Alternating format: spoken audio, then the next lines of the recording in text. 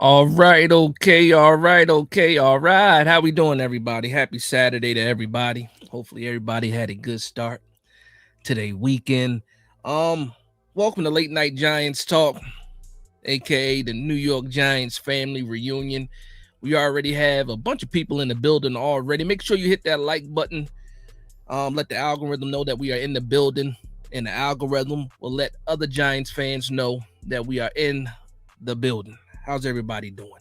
Before we get started, go ahead and let me know if the audio is good. Let me know if the visual is good. Just give me a thumbs up, or just tell me that I'm good in the chat. Going to do a quick roll call while we make sure everything is good. Shout out to my man Tony Benino in the building.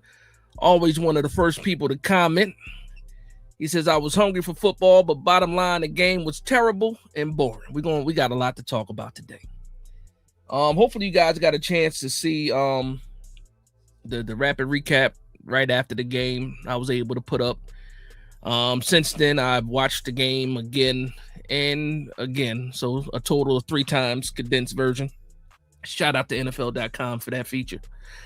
T-Time, what's going on? Said, what up, Big Dash and family? I'm ready to talk. I hope so, because everybody got something to say today. You know what's funny though?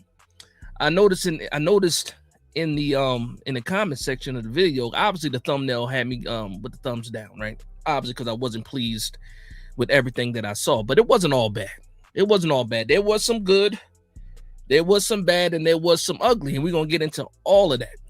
Shout out to my man Isaac Moore. Said, what up, Big Dash? Let's talk about it. Atlantic JM, what's going on? He says it's only preseason, but Brandon Allen needs to be flipping burgers and refilling Gatorade jugs. Isaac says they will not carry 3 quarterbacks. I wish they had more than 3 today, because Brandon Allen, man, good Lord, I already tweeted out. I'm like, we need another QB3 for the preseason, just for the preseason. Atlantic JM says, yeah, but someone has to be on the practice squad. I don't think it needs to be Brandon Allen. Again, this is one game. We already know when it comes to Brian Flores and his defense, he likes to bring the pressure, whether it's preseason or not, but he put a little bit extra on it today for the New York Giants. You already know it's bad blood when it comes to Brian Flores, and he let it be known that there is no love lost with the New York Giants. Absolutely not. I see a lot of people saying Brandon Allen is garbage. Isaac Moore says, seems like every time Dart gets hit, he has to go to the tent. We're going to talk about that too. It's nonsense. It's not. We saw what that hit was. He got hit in the chest, man. If anything, they should have checked his ribs, not his head. You know what I mean? So we need to figure that out, though. Jay Band says, pack Brandon Allen up immediately. Yeah, man. Team Zavala in the building. What's going on? Q Burrow brother in the building. What's going on? He says, well, we need a better practice squad quarterback than Allen. Yeah, we ain't got to worry about that. Somebody got to give us better looks on the practice squad. You know what I mean? We need somebody else in the building. And it sucks to say that now, just one game in. But we saw it. We saw the play of Brandon Allen. And that's crazy too, man.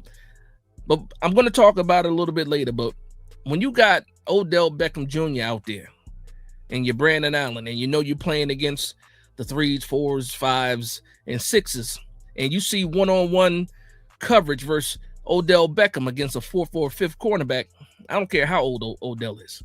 Throw the ball to Odell. That's all I got to say about that. But we're going to get into it a little bit because Odell got open. Odell did get open. OKC Donald in the building. What's going on? Miguel Franco in the building. I'm sorry. Deb Ellis says, did they cut Allen yet? We'll find out Monday morning.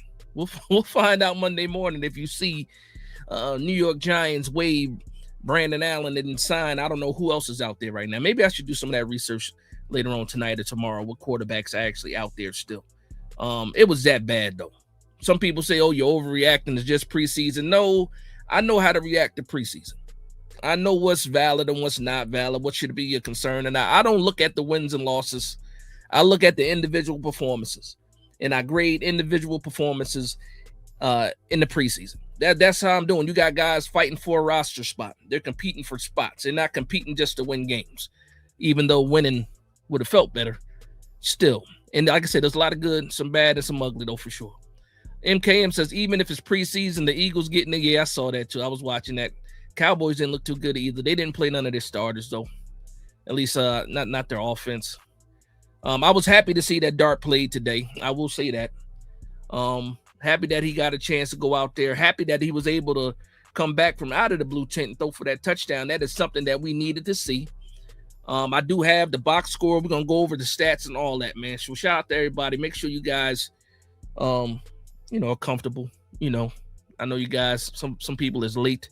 If you got a little bit of drink with you or something, we about to have a good show, good family reunion, and we are definitely about to talk about some things. My man JV Bronx says I rate this game a C+. That sounds about right. See, I have to grade it a little bit differently. I can't grade the whole grade. I got to grade the first team offense, first team defense, then grade individual players after that, because there are some people that actually played well today.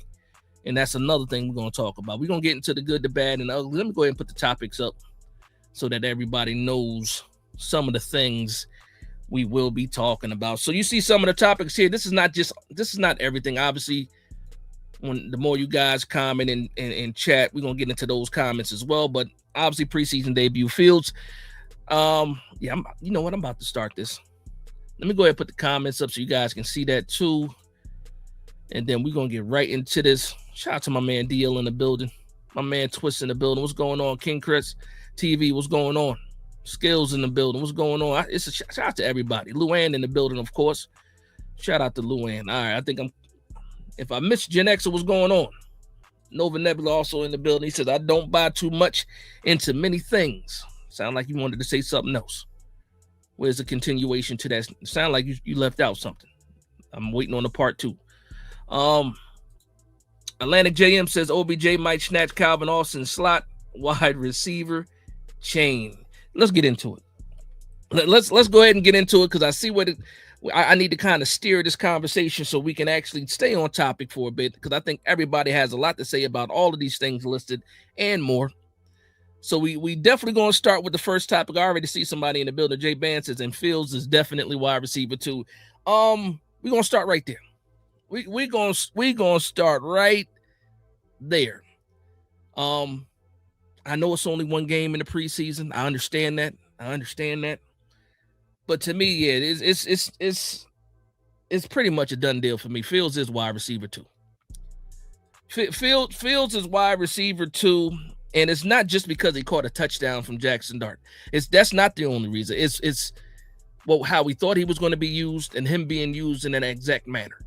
It's about him also moving the sticks with Jameis Winston as well, fighting for yardage. It's also him showing a little bit of an expansion to his route tree with a little bit of a slant route, that he was able to snag, and wasn't the best thrown ball either, but he's out there making plays.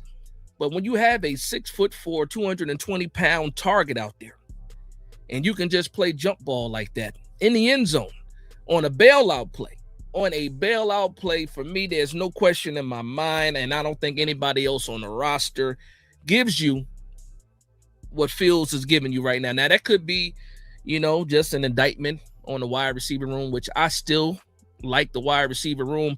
But just today, with the amount of pressure the Vikings were sending out there, it had to be quick. It had to be very quick today. A lot of decision makings. Had to get off your read. If they stopped you, had to get off the read and get to the next read. It was very quick today. So a lot of those deep routes and stuff like that stuff wasn't happening. It wasn't happening, and we can thank Brian Flores for that. But with all that being said, we saw Jackson Dart be Jackson Dart, scramble, get out to the left, and absolutely throw a 50-50 ball to a 6'4" wide receiver that was being guarded by a 5'10" cornerback. And what else you think is going to happen? We got that big target. I'm not going to throw any other hoodoo on top of that. I don't want to compare him to Plaxico Burress. I don't want to do none of that. I just want to say, hey, we drafted Fields for a reason, and we saw what that reason was today. Let me get to some of these comments. That's my opening. I definitely want to get to some of these comments. King Chris TV says, we might need them Odell as open hats, Dash. You know what I almost did? I kid you not. I had some painter's tape, right? I dug up the old Hyatt as open hat. I put some painter tape over Hyatt. I was going to put the Sharpie and put Odell on it. I just said, you know what? Let me not be petty. God doesn't like petty. Even though sometimes petty is worth it or petty is warranted, I didn't want to be that petty. Didn't want to be that petty. But listen, we're going to get to that though. We're going to get to that. I do want to get to see what you guys are saying about Fields though. Shout out to my man T-Time in the building too. I see you. Mr. Yellow Hat, what's going on? SMS Moon, what's going on? It's been a while. I ain't seen you in the comment section in a while. He says, believe none of what you hear and half of what you see in training camp and preseason games. You got to let me know what you mean by that. Because there's a lot that you can believe in what you see. Like you saw Daniel Falele today, right? You saw him today, right? You saw him today. You can believe that. CC Maui Noah. You can believe you see him getting some good push today. You saw that today. Brian Hudson did not ruin anything. Brian Hudson actually held his own pretty good for a third string center starting, in the preseason. So yeah, you can't believe some of what you see. You don't believe none of what you hear though. But if you see it with your own eyes, you can believe that for sure. For sure. Especially when it was the first team.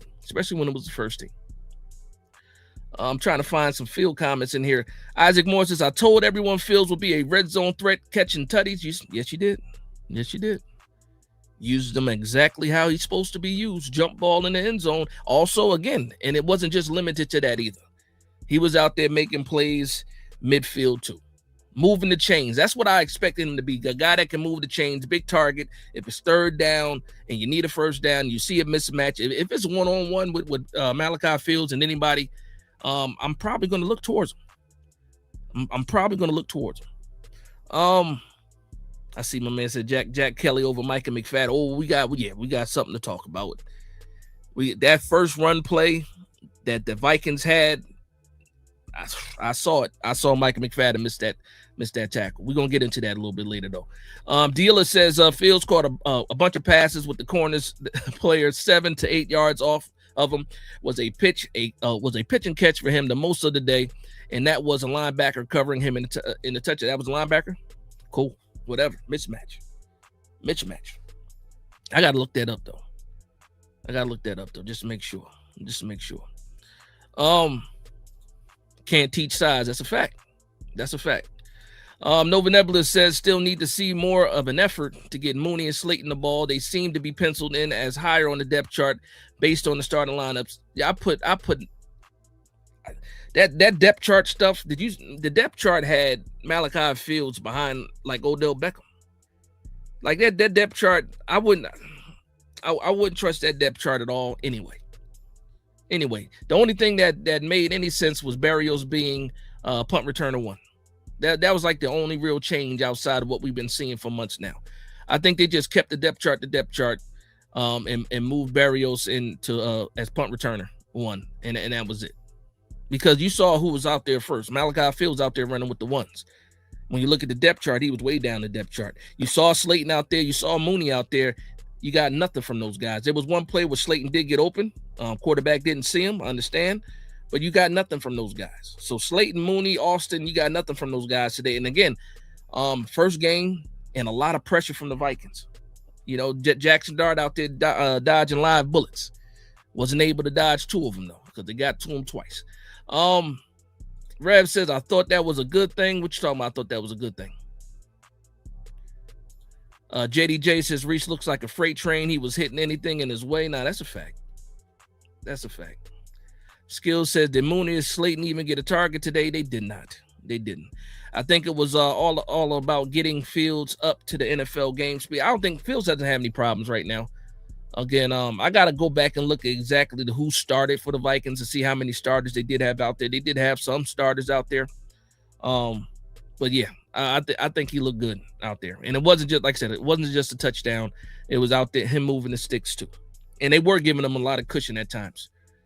Did you see how much respect OBJ was getting?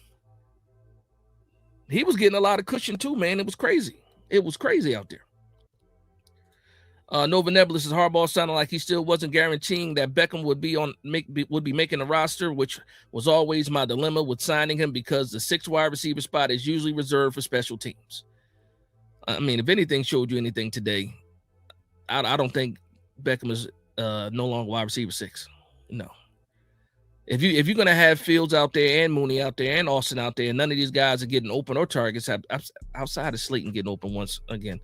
I'm waiting on all 22 to come out on NFL.com. That way I can see the whole field to see where exactly if anybody else actually got open. But it was constant pressure today. Even when like the third and fourth quarter, like Brian Flores was relentless. And you see it work with Brandon Allen because Brandon Allen looked horrible. But let's talk about let's talk about this first team offense, man. Jackson Dart went 3 for 4. I believe it was 26 yards and a touchdown. That touchdown does not happen without a screenplay.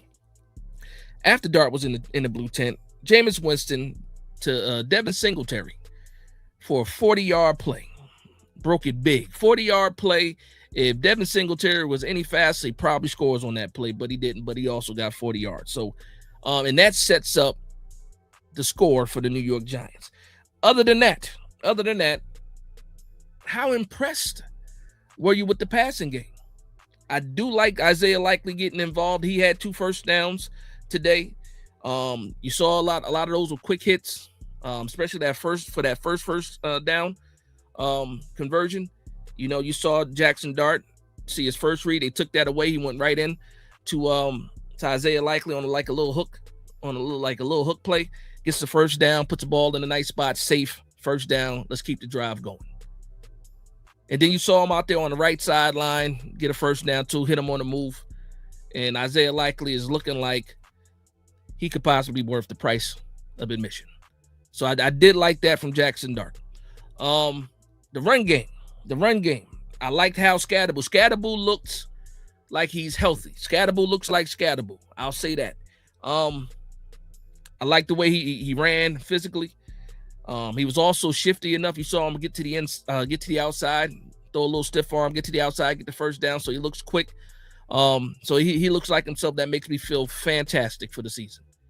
A lot of people didn't know when when he would be good to go, or how the ankle would affect his speed. He looks like Cam Scatterboo. So I'm happy about that. Pancake Pat back there doing what Pancake Pat does, leading the way.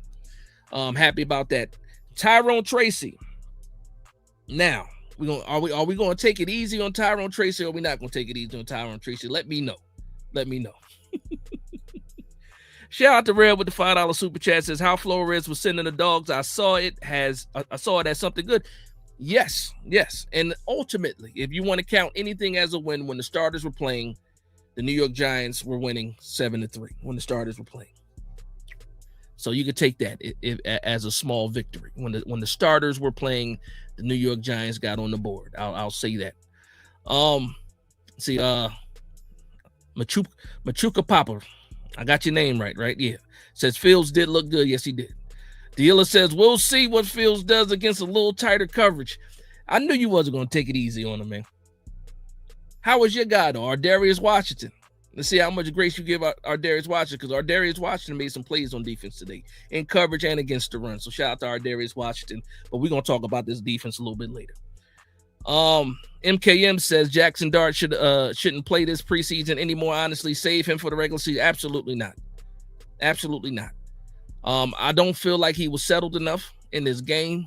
He absolutely needs to be out there. I will say this. Make sure Andrew Thomas is out there. I understand you don't want Andrew Thomas, to play any unnecessary games. I already said it myself. If there's 2 people I don't need to see in the preseason, it's Andrew Thomas and Brian Burns. I don't need to see those guys. But absolutely, Jackson Dart needs to settle in. This is a brand new offensive scheme. He does need the snaps. You saw outside of that one hit that Tyrone Tracy just pretty much just missed his assignment. He was pretty much safe. You didn't see him scramble. If he did scramble, he was trying to extend the play and keep his eyes downfield. So I don't think there was any real danger. You saw Brian Hudson, for the most part, the pocket was pretty much clean. A lot of pressure from the outside, though. A lot of corner blitzes, a lot of safety blitzes and stuff like that. You saw that. But outside of that, Dart definitely needs to play a little bit more. You let him play this next game against the Dolphins, and then you can sit him in that last game and then get him ready for for week 1. But definitely they don't have the offense down enough for him to sit yet. And especially when you want to start off fast. We playing Dallas week 1. I'm glad he got this hit out of it since took his first hit of the year, and he took it pretty well. It was the refs that were overboard and made him go into the blue tent and all that crap, but it is what it is. Shout out to my man Joe First. I don't know if he's in the building or not. Gen X and Meg, what's going on? It says crowd went crazy on that touchdown throw. Yeah, defense got off to a rough start, but preseason is a time to make mistakes and figure it out. Besides, not all starters played, not a final roster. Absolutely. Again, I don't judge. Well, I didn't judge this game off of wins and losses. I was looking for individual players.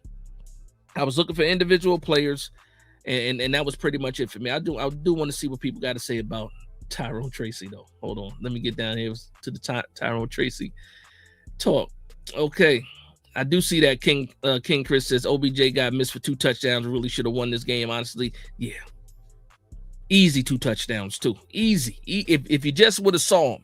Jameis, if you would have saw him down the seam, Jameis. And then Brandon Allen, if you would have saw him down the sideline. 2 touchdowns right there. Giants win the game. Absolutely. But nope. Brandon Allen said, not with me on the clock. I will not win this game. I'm going to. And those are big turnovers too, man. Big turnovers. Turned into points. Where'd it go? Hold on. Replying to Smooth Spice, I assume you're talking to me. Phils was the first read on the passes he caught. Corners were off. No reason to go anywhere else, right? See it, throw it. Deal, you started it. You instigating, Deal. You instigating. I'm gonna let you guys handle y'all business though. Isaac Moore says also Sean O'Hara said it in the live cast that Tracy play was disgraceful because he even after the hit he didn't pick up his quarterback. Also, did you see him on the sideline? Like he was laughing, talking to Arvell Reese. Like it was the fourth quarter. I'm like I wouldn't be caught smiling on camera at all after that performance. To be honest, but the way he missed it, like. And it was number 24 because at first I thought it was Dallas Turner. I saw the dreads. I thought it was Dallas Turner. Ended up being a number 24. I don't know if that's a cornerback or a safety, but he caught him with a little bit of a shimmy. Tracy fell for it. Dart didn't even see it coming. Boom. But I will say this: the way Dart laid there wasn't good either. He should hopefully, he was good enough to pop back up. The way he laid there, I understand why the refs did it, but I also hate that the refs did it. But the way he laid there like he was dead, pretty much. My man, Mr. Fox says Dart needs to play. Absolutely, he does. Listen, he hasn't done enough in the NFL to warrant sitting. We understand that, right? Like he's still learning and developing. He needs these snaps just as much as anybody else. As much as anybody else. Isaac Moore says Jack Kelly is a good linebacker name. Yeah, it is. The Viltrumite for sure. Jack Kelly is a fire name. Random Rant says that third QB is not the guy. He's not anybody's guy right now, man. He's in the doghouse, man. He is absolutely in the doghouse. Brandon, listen, as soon as the one play, one pass, one interception. That's how we started the game. I see your other comment. That's hilarious too. Joe Edwards says Allen missed OBJ twice while he's looking at Miller. Who is Miller over OBJ? I don't know. And he went, and it's crazy. It was single coverage. The safety was on the other side. The safety was over there where he tried to throw the ball. OBJ is one-on-one. Got the guy beat. Dead to rights. All you had to do was get a good ball out there. Brandon Allen been in the league long enough, but I guess they got to go back and watch the film, and they'll see exactly what we're seeing. I do want to talk about the offensive line. As individuals, and we're gonna get into that. The Q Burrow brother says, "Hey Dash, tell Erica Badu to call Tyrone and teach him how to block." Yeah. That was bad, man. That was linebacker. That's who was in coverage. Well, they deserved everything. Ivan Pace is like, was he 5'9", barely 5'10"? That's what you get. I don't know how he got that assignment though. I can't wait for the all 22 to come out. I want to see how he got that assignment. Was it motion? I'm trying to remember now. Was that motion? Let me know if it was motion, dealer. How did he end up with that assignment? That's weird to me. Wealthy Mind says Dart needs to get knocked the F out. If I may be frank, never seen a quarterback so reckless. What you mean? When was he reckless? He wasn't reckless on that play. Unless you're talking about something different, man. I think he was pretty good today, taking care of the ball. He held on to the ball, actually. We've seen Daniel Jones do worse. Again, he wasn't settled at all. I don't think it was a great performance. I do think that on occasions he got the ball out quick. He was able to get off one receiver and get to the next. That seemed pretty smooth. He didn't panic, but he wasn't settled. I'll say that. But I didn't see any panic in Dart. He definitely needs to play more. Can't be too cautious. Remember last year. Okay. Excuse me. King Chris says, not gonna lie, my heart skipped a beat when Dart took that hit. My heart skipped a beat when he just laid there, because I didn't know if he was actually really hurt or not. He just didn't move, and it was crazy. I don't know. Vaporizer says, wealthy mind. He says you might have a concussion. Listen, man, ain't no need to fight. It's just a preseason. It's just a preseason. My man T-Time said that was a nasty hit. It was. It was. I do. All right, let's talk about this offensive line going down the line, right? Marcus Bowe got the start for Andrew Thomas today. I think he played pretty well. He did get beat one time. I believe it was like a combo block. He couldn't quite get out to the outside. And that was I believe the first sack on Dart. Not saying that he gave up that sack, but that was the same play. John Runyon actually played pretty well to me. And I've been talking crazy about John Runyon, and I can't point out a play and just say, oh, that was John Runyon. Now, there was times where they got pressure and everybody caved. But I can't sit back and say this play was John Runyon. So that's a good thing. When you can't point out a play for offensive lineman of him failing or missing an assignment, that's pretty good. I think Brian Hudson, for who he is and where he's at on the depth chart, I think he did a good job today, holding his own, getting some push in the run game as well. Going on to CC Maui Noah, he showed exactly what we wanted. He wasn't perfect at all, but you saw when he gets his hands on you, he can get good push. And I do like the way that he plays with some toughness. There was a run up the middle that he got good push. It was him and Brian Hudson up the middle getting good push. And I like the way that CC Maui Noah played. Jermaine Illuminor looks like Jermaine Illuminor. That's a big man. Pause. Jermaine Illuminor, he has pretty good feet for how much he weighs. He's a big dude, man. But I think the offensive line as a whole did pretty well, fairly well. You saw some push. But let's get into some of these box scores for the offense. So give me a moment so I can share this graphic of, get my pictures up.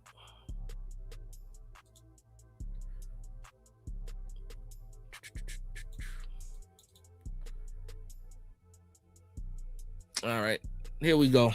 So here's the graphics. Hopefully everybody can see that. So just a box score, of how these quarterbacks did. It's a little bit blurry, I can tell already. Jameis Winston, Brandon Allen, Jackson Dart. Jackson Dart went 3 for 4, 26 yards, had a touchdown. QB rating wasn't bad at all. Brandon Allen, 5 for 8, 45 yards, 2 interceptions. Jameis Winston, 5 for 9, 89 yards, no touchdowns. So, for what they did and how they played, cool. A lot of pressure today. Eric Gray led the rushers today. 8 carries, 20 yards. Cam Scatterable, 4 carries for 19 yards, average 4.8 yards a carry. That's not bad. That's the average dealer. That 4.8, right? That's the 4.8 you be talking about. Dante Miller. I think the feel-good story of Dante Miller is just about done.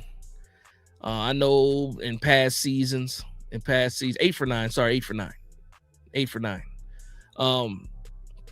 I know in past seasons, talking about Jameis Winston, 8 for 9. You're right. It's over. It's over for Turbo Miller. I do not like our running backs behind the top 3.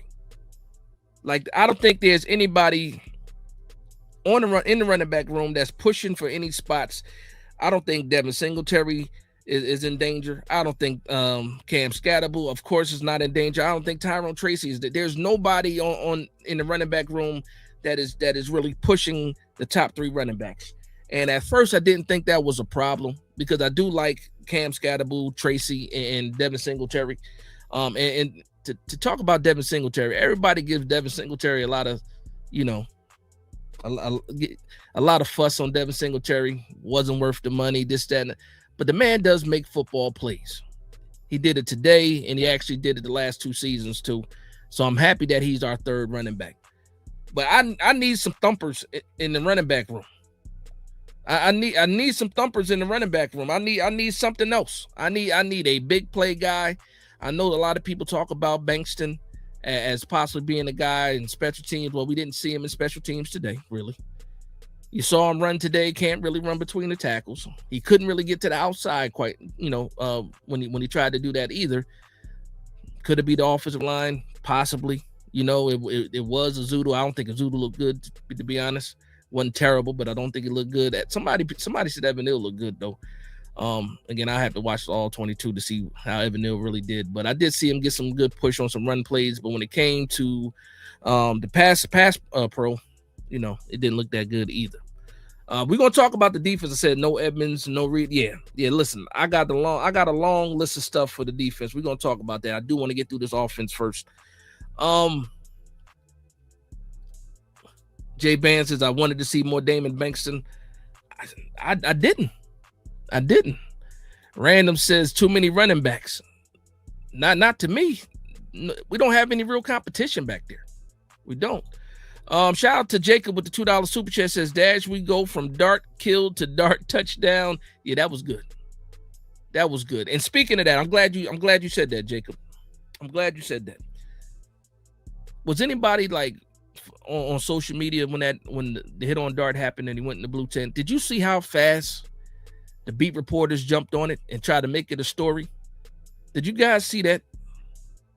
And it's crazy too, because I respect a lot of these beat writers, man. I do. I absolutely do. I'm not gonna say any names. If you guys on social media, you saw it. But he got like 3 carries. So yeah, but he didn't do anything with his carries. Like Scatterbull got 4 carries. You know what I mean? He didn't do anything with the carries. 3 carries, 6 yards. His longest run was 4. 4 yards. So yeah, blue 10 BS. That's a fact.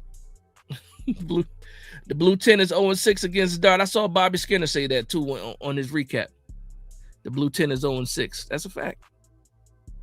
Shout out to my man FaZe with the 10 jewels and gold coins. I was able to get the gifts. You saw that, man. You told me last week you didn't have the options. Now you got the options. So there you go. Dealer says Dash is 4.3. Dealer, man. You're not making no friends in the chat, Dealer. But I already know you don't care. You a straight shooter, man. You say how you feel 100%. That's why you cool with me. Hold on. Joe Edwards says just the first preseason game we got to get our chemistry together. I do believe that. I absolutely believe that. That is 100%. Because again, I was getting pressed in the comment section. About, it's just week 1. You can't buy into these preseason games. I understand that. I'm looking at individual play. That's why I went straight down the offensive line. Now let's talk about some of these wide receivers too. All right. Go ahead and get this off the screen. So when you look at the passing game again, Devin Singletary had the big play of the day, 40 yards on 1 reception. Fantastic. Malachi Fields, 3 catches, 34 yards and a touchdown. Dalen Cambry, 1 catch, 20 yards. Eric Gray, 2 catches, 17 yards. Not bad. Ryan Miller stepped up with 1 catch. Isaiah Likely, 2 catches and 2 first downs too. Just so people know, 2 catches, 2 first downs for Isaiah Likely, moving the chains. Theo Johnson had 1 catch for 6 yards. Odell Beckham, 2 for 6 yards. Isaiah Hodges, 1 for 2 yards. Like Xavier Gibson, 1 catch. I believe it's 1 or either 3 yards. Again, it's blurry for me too now. I should have wrote them down for backup. So again, not exactly what you wanted to see as far as offense and production, even though we did have some good plays. I wanted to be a lot smoother than what I saw. It seemed like they were fighting more than they needed to. But again, it's Brian Flores in that defense. And we already know what it is when it comes to that. Next week, Miami, I expect the offense to look a lot cleaner than how they looked today.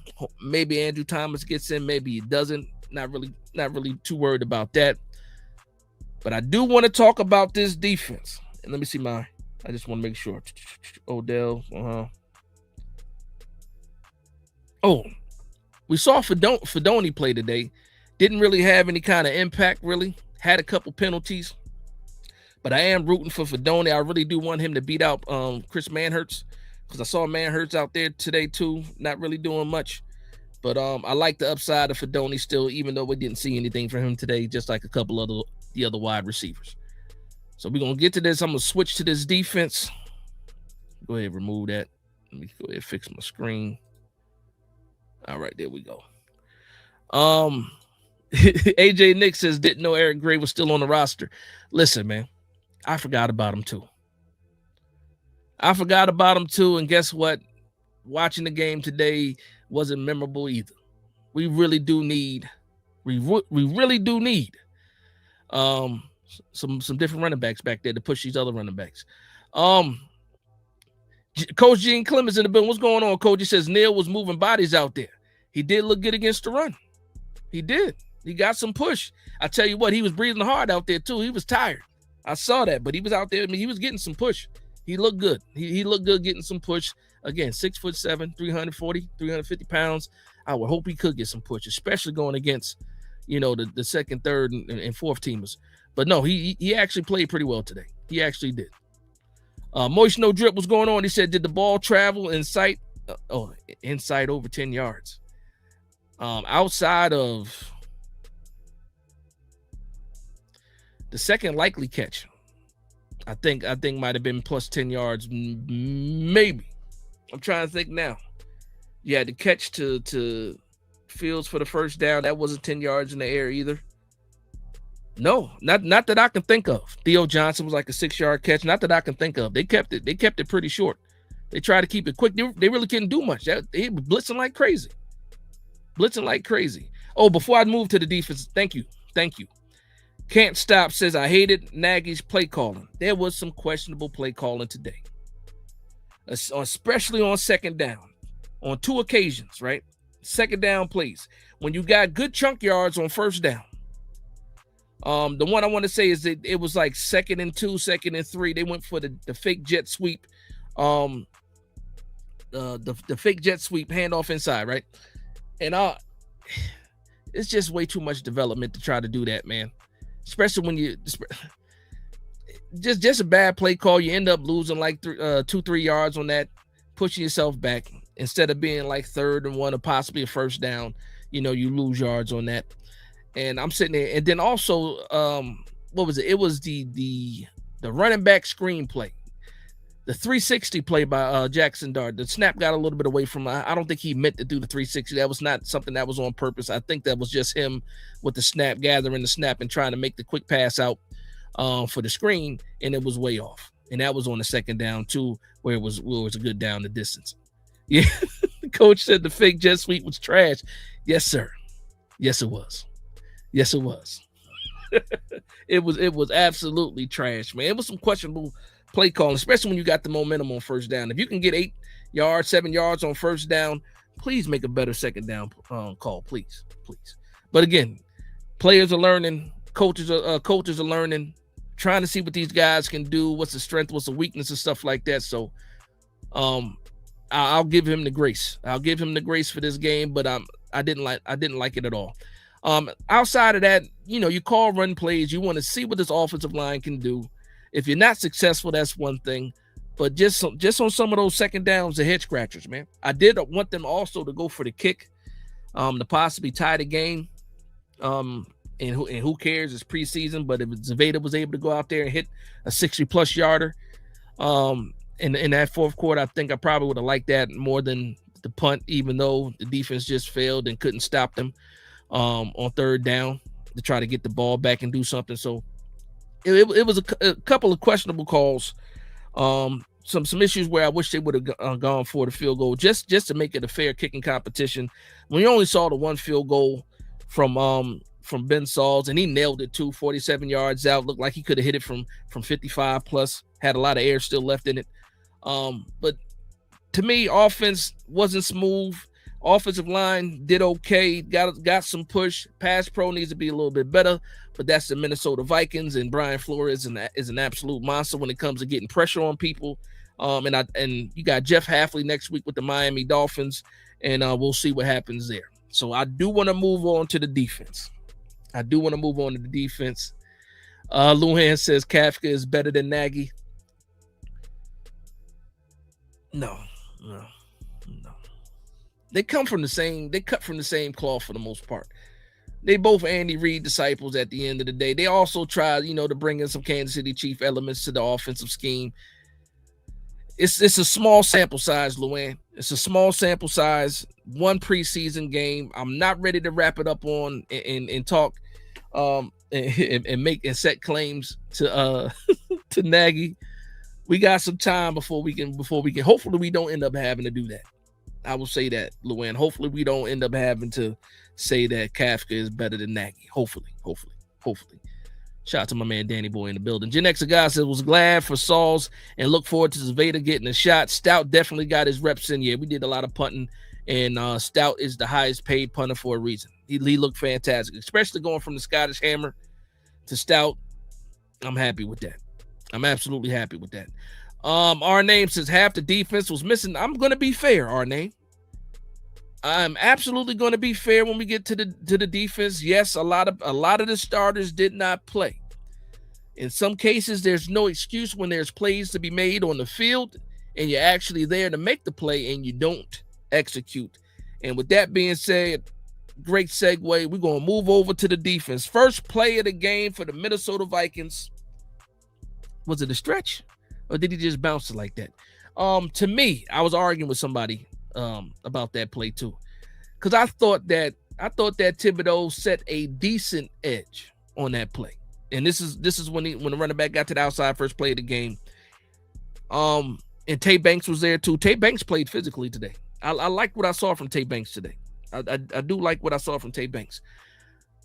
Micah McFadden was there to make the play. On the first play of the game, Micah McFadden was right there. It probably would have been like a 1 yard gain to maybe possibly a tackle for loss. It was right there, and he didn't even whiff. Running back ran through the tackle. He couldn't finish the tackle. He goes on for about 15 yards on the very first play. And the crazy thing about that is, what have we been talking about all offseason, all summer? It was the run defense. We got to improve on the run defense. We have to be better on the run defense. We need somebody to set the edge. We need to be better in the run defense. In the first play of the game, they run off 15 yards right to the outside. And I was like, damn. But what made it worse is on the replay, seeing Micah McFadden be there and not finish the play. Now, again, rusty. Micah was rusty. That's what I'm going to say. That's what I'm going to tell myself. Micah McFadden was rusty. But it happened 2 times.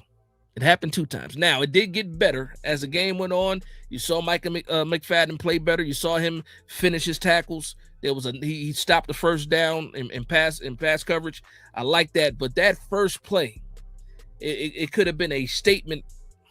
It could have been a statement. It could have been a statement if you get there and you make that play, you get that running back down on the very first play of the game. I think a lot of people would have felt a little bit different. The energy would have been a little bit different, because as soon as that happened, I'm like, oh, here we go. The run defense. Now, as respect for the defense, we were missing a lot of starters. Tremaine Edmonds did not play. Brian Burns did not play. DJ Reader, Shelby Harris did not play. If you want to say Paulson Adebo is a possible starter, but he's heavy in the rotation, Paulson Adebo didn't play. Drew Phillips didn't play. Greg Newsome didn't play. Javon Holland didn't play. That's a lot of starters missing. So out of your starting 11, you got 1, 2, 3, 4, 5, possibly 6 players. 6 of your starters. More than Six of your starters did not play today at all. A lot of those guys being in the secondary. Arguably your first and second. Well, no, because Tate Banks is CB2. But Newsome didn't play. Adebo didn't play. Holland didn't play. That's your secondary right there. Your two starting safeties with Tyler Nubin and Ardarius Washington. And shout out to Ardarius Washington for making some plays out there today. Shout out to Tyler Nubin. Had a nice pass breakup too. I think he got there a little bit early. But what I loved about it is he broke on the play. He jumped around, broke on the play, read the quarterback's eyes, and got there. And well, he was a little bit early, but he got there in time. We've seen him take some bad angles before, miss out on the play. So that was good to see Tyler Nubin out there making plays, moving freely and stuff like that. But I do believe that it's going to be a lot better once you get DJ Reader and Shelby Harris back on the field. 100%. T-Tom says McFadden is a player who our fans have overrated. I think he's a solid backup, nothing else. If you miss plays like that, man, what are we talking about? And again, I'm trying to be fair. And I understand he's not a starter, but when there's a play to be made and you're there, like I could see if he didn't get to the spot, he was there and just couldn't. And then it wasn't even like it was the biggest running back either. You can make that play. And as a matter of fact, Arvell Reese made the play that Micah McFadden couldn't. Scraped, got to the hole, and then got the running back down. And then let's move on to Arvell Reese real quick, and we'll come back. But Arvell Reese looking like Arvell Reese. He looked quick. I like his read and reaction. I like the way he scraped. He looked like a true off-ball linebacker today. He was able to shed some blocks. I saw him destroy the fullback. Absolutely destroy the fullback. I think it was Bredesen, number 45. And blow up a play. He didn't even make the tackle, but he blew up the play because he blew up the fullback. I seen him run over tackles today. I saw Jack Kelly run over tackles today too. I'm gonna get to Jack Kelly in a moment. Arvell Reese to me is the real deal. He has fast feet.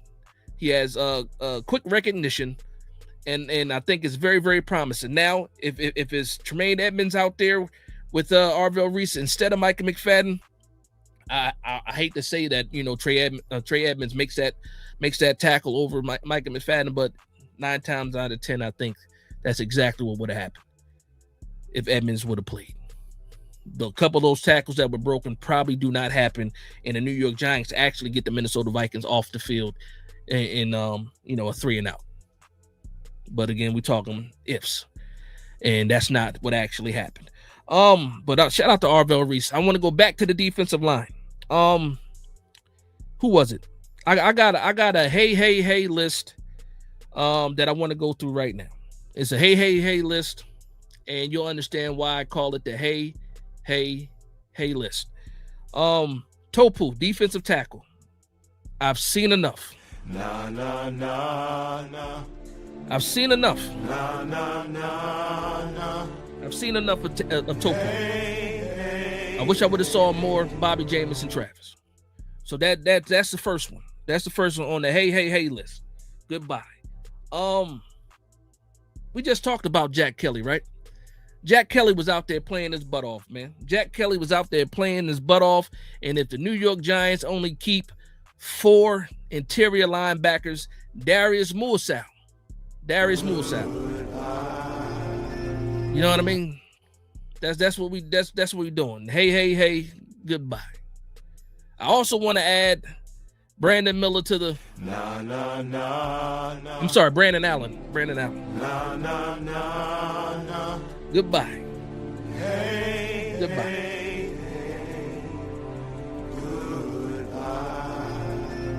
Goodbye. Goodbye to Brandon Miller. I mean Brandon, I can't even get your name right. That's I apologize.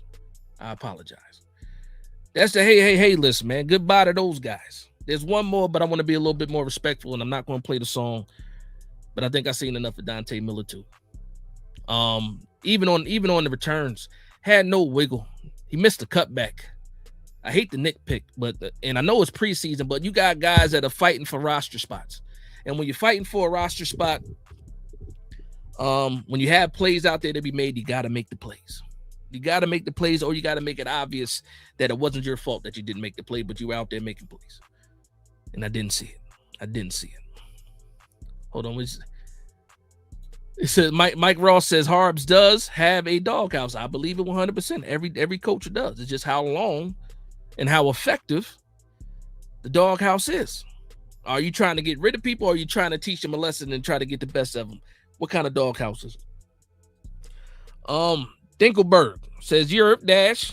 I ain't catch a live in the grip, but I just wanted to say, keep grinding, dog. I would love for you to host a watch party one day. I keep telling y'all, it's not going to happen.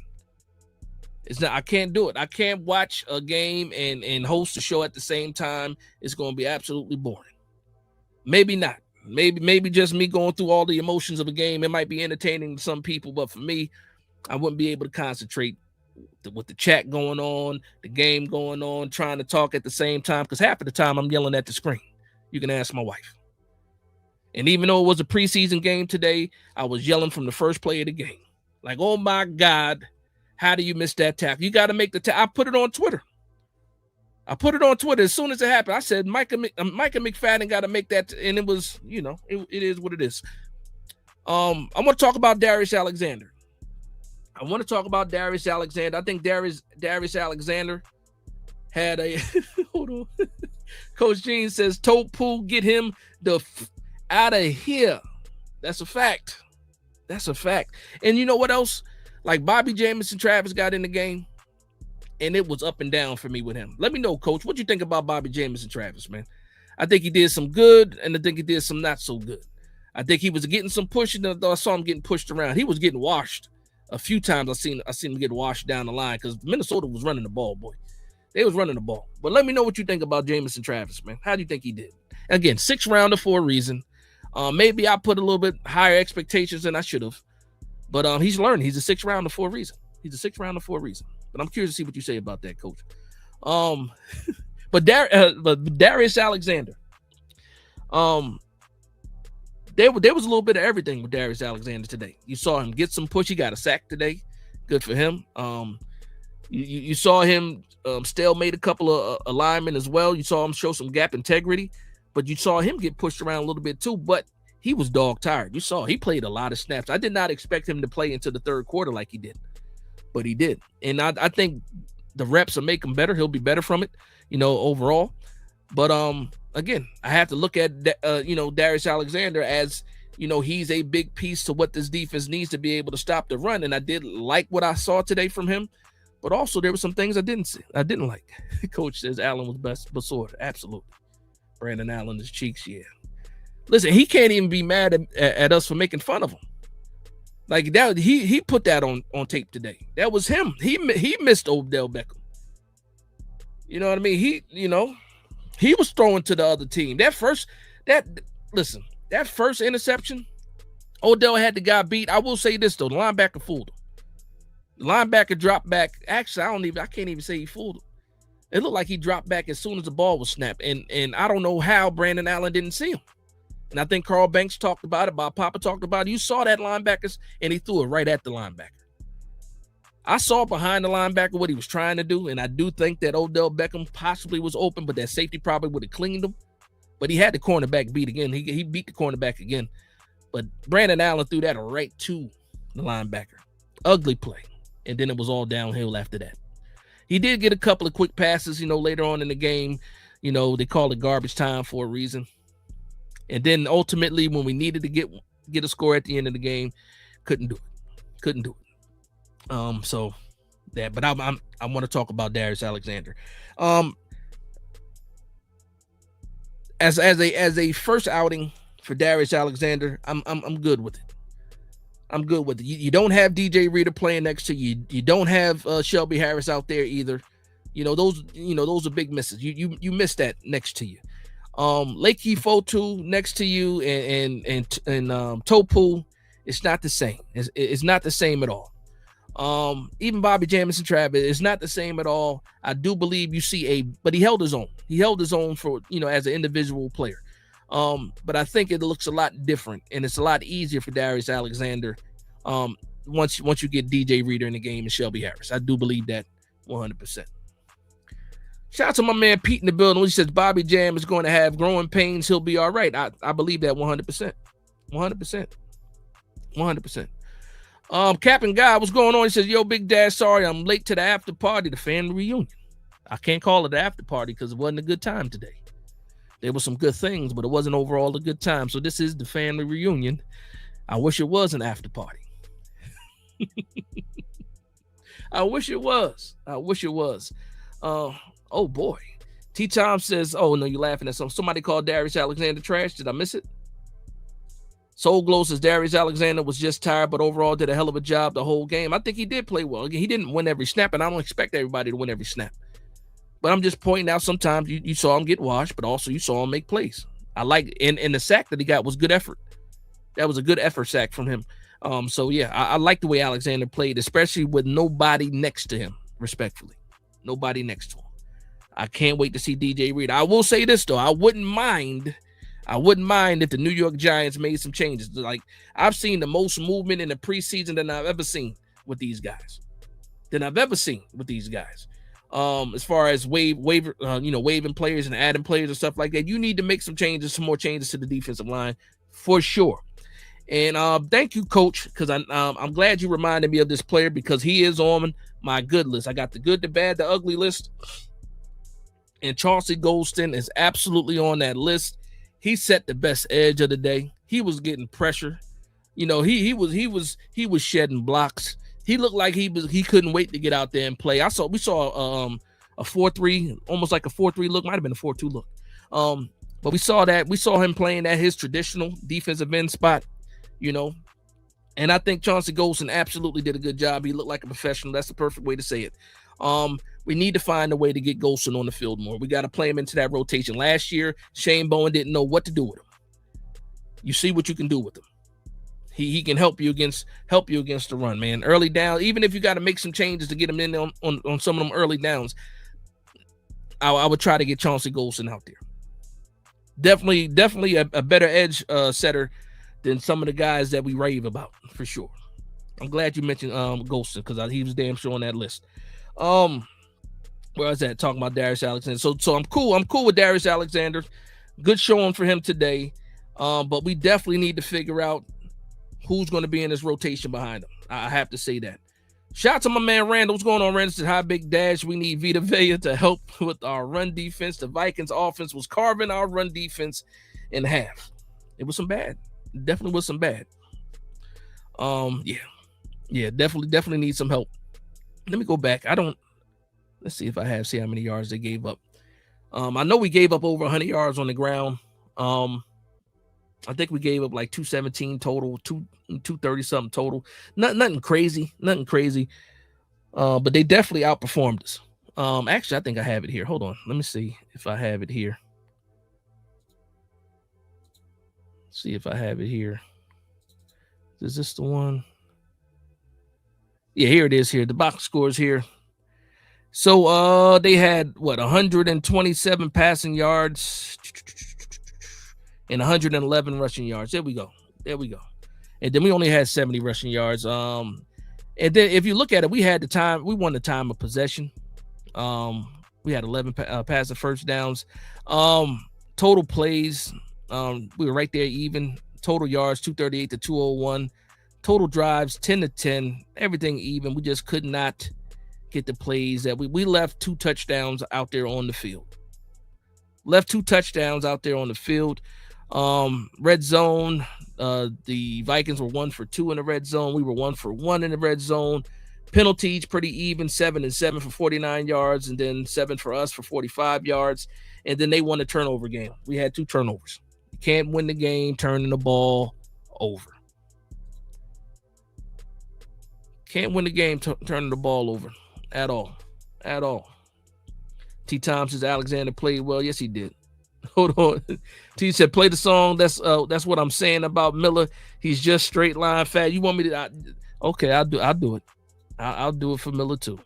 So, yeah, Dante Miller made the list. End of the road. We tried as Giants fans. We tried. But we gotta say goodbye. To Dante Miller. Turbo. Shout out to Turbo. Shout out to Turbo, man. Respectfully. Respectfully, Hyatt wasn't even on the field. Hyatt ain't even on the field, but guess what? We're gonna do it again for Hyatt too. I tried, Hyatt. I tried. I swear I did. I made a hat and everything. I didn't do that though. Y'all asked for that. Our name asked for that one. Xavier Jones, what's going on? He says, not going to panic yet. The Vikings is a good team and only scored 13 points. No panic at all. Let me be clear. Let me be clear with everybody. I am not panicking at all. Again, when it comes to the first teams, the New York Giants were leading when the first teams were in there. So I'm not panicking at all. I'm just pointing out what I liked and what I didn't like. And some people might have liked some things that I didn't like. But I'm just saying, from what I saw, there were things that I like and I didn't like, and I'm talking about those things. That's it. But I am not panicking. I still have full on faith in Harbaugh with this offense, with this defense. We did not see all of the starters yet on defense. We have not seen Andrew Thomas on the field yet, and also the starting center wasn't there. You already know how I feel about Runyon 2. There's some improvements that need to happen, but for the 2026 season, this is what we have. And no, I'm not hitting the panic button at all. I hope I don't get flagged for the for the hey. Hopefully not. Coach Gene says Reader, Harris, Alexander, Golston, waiver wire pickups. Everybody else can hit the road or the practice squad. Reader, Harris, Alexander, Golston. Yeah. I'm with you. We just got to hope, it happens every year too. When they cut down to the 53, there's always one or two people that only make the team for like a day. They're on the team for 24 hours and then the waiver wire hits and then moves are made. We saw that last year. Corey Black made the team for a day and then we cut him for a guy that was trash. And it was it Peyton? Rico Peyton? Something like, and ended up not even really playing for us. But no, you're absolutely right. I'm curious to see, because I was looking at the Pittsburgh Steelers and some of those defensive linemen they got over there. It's a lot of quality depth out there. And it's 1,100 players that are going to be free when the roster cut down happens. 1,100 players will be free. You got to think that these guys are trying to make some improvements with some depth on that defensive line. Again, because when you look at Reader's how many snaps really is Reader playing? You know what I mean? Shelby Harris is older. Obviously, Golston is going to play. Alexander's going to play. Those are young guys. You need some people to fill out this rotation. It's going to be a rotation on the defensive line. And I'm sorry, I did not like what I saw today with some of the backup guys. That's it. Hold on. Dealer says Vita Vea needs to go to a contender. Oh, why would we give up capital plus a contract for a 31-year-old? We might replace some secondary pieces, a center, need all the picks we can get. Now, you're 100%. We don't need to give up draft capital for Vita Vea. It sounds good. But when you look at this upcoming college class and these defensive linemen, and depending on where the New York Giants are picking, there's some solid players in this draft. I don't want to give up draft capital either. I do not. Captain Guy says, hey, Dash, what about Winston missing OBJ on those routes, especially the one up the seam on the corner? I talked about it. He flat out missed him. He was wide open, hand in the air too, missed him. He still got a completion, shorter completion though. I believe it was a completion. Out to the left in the flat. But he flat out missed OBJ. He was wide open. And guess what? The fans would have went crazy if he would have hit OBJ for that touchdown. They would have went crazy. They would have went crazy, and you wouldn't have heard the end of it. But even with that being said, I still think OBJ, just with his ability to get open today, I think he makes the 53. If I don't see much out of Mooney, well, Slayton's safe just because of the price tag alone. But I got to see something from Mooney. I've been talking about Austin all spring, all summer long. I need to see something from him too. But again, with this game against this defense and all of that pressure, Dart was rarely getting in, comfortable in the zone. He had to get the ball out quick. and it doesn't bode well for targets down the field. Now again, next week Miami, I got to go back and watch Miami's game too to see how they played. Any kind of surprises there in Miami, but hopefully next week we get to see some plays, develop, getting into more of that play action, a little bit more under center. We saw some under center today too. And I think Jackson Dart did pretty well under center, just handling the snaps and stuff like that. We did see Jameis Winston fumble a snap, but I want to see how they face the Dolphins, because again, the Vikings, that's just a tough out anyway with Brian Flores, especially with him holding that grudge, rightfully so, against the New York Giants. Pete Weiner says Dart got to play under center for run concepts. I believe that's what you're saying, especially with Pancake. We saw him under center a bit. I will say this, on the first down conversions, it was out of the shotgun though. That quick pass to Isaiah Likely for the first down, the first down of the first series, that was out of shotgun, and then I believe the play to Isaiah Likely for the second first down, I believe that was also out of the shotgun too. But I didn't see any issues footwork wise with with him being under center. And again, you're talking about Brian Hudson. He has to get familiar with Brian Hudson more too. So I don't think he did a bad job handling the snaps under center or anything like that. Oh boy, Reese Mon 306 says 5-12. Quit drinking the Kool-Aid. That's what he says. 5-12. Reese, I got something for you, Reese. Get away from me, you crumb. You're a real crumb bum. Put that on camera. You're a crumb bum, the three of you. And you're a crumb creep coward. Shout out to my man Reese, man. 5-12. You're gonna get the crumb bum comment every time. Every time. Okay, our name says Neighbors Fields, Odell Barrios. Barrios had some good plays today. Also some bonehead plays too, but he looked good as a returner today. I will say that. Didn't get a chance to see much of Tay Banks. I think got two returns today. Tay Banks, or one return? I think it was one return from Tay Banks, and he ran right into somebody. Didn't try to wiggle or nothing. Miguel Franco says Hodgins, but didn't give me. Are you saying that you liked what Hodgins did today? Are you saying I forgot about Hodgins, or you want to talk about Hodgins? Let me know, Miguel. What about Hodgins?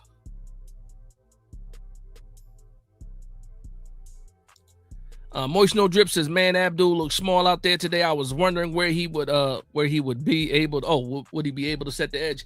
He did a good job. Who was it? Tracking down JJ McCarthy when McCarthy broke to the left side.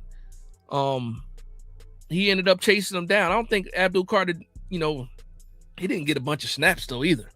Like Kayvon didn't get a crazy amount of snaps. Abdul didn't get a crazy amount of snaps. But I think Abdul Carter, I think he got a little bit of pressure, but it wasn't enough to even clock really, in my opinion. Again, I don't have the full on snap counts. I thought I would be able to see a rep yet, but it wasn't ready yet for the snap counts for these players. But that's something to look at, but I don't think he played a lot of snaps to even try to get me a fair judgment on him. But I did see him make the one play where he was able to chase down JJ McCarthy. He was able to shed the block and get outside and get to JJ McCarthy before he got a chance to turn upfield.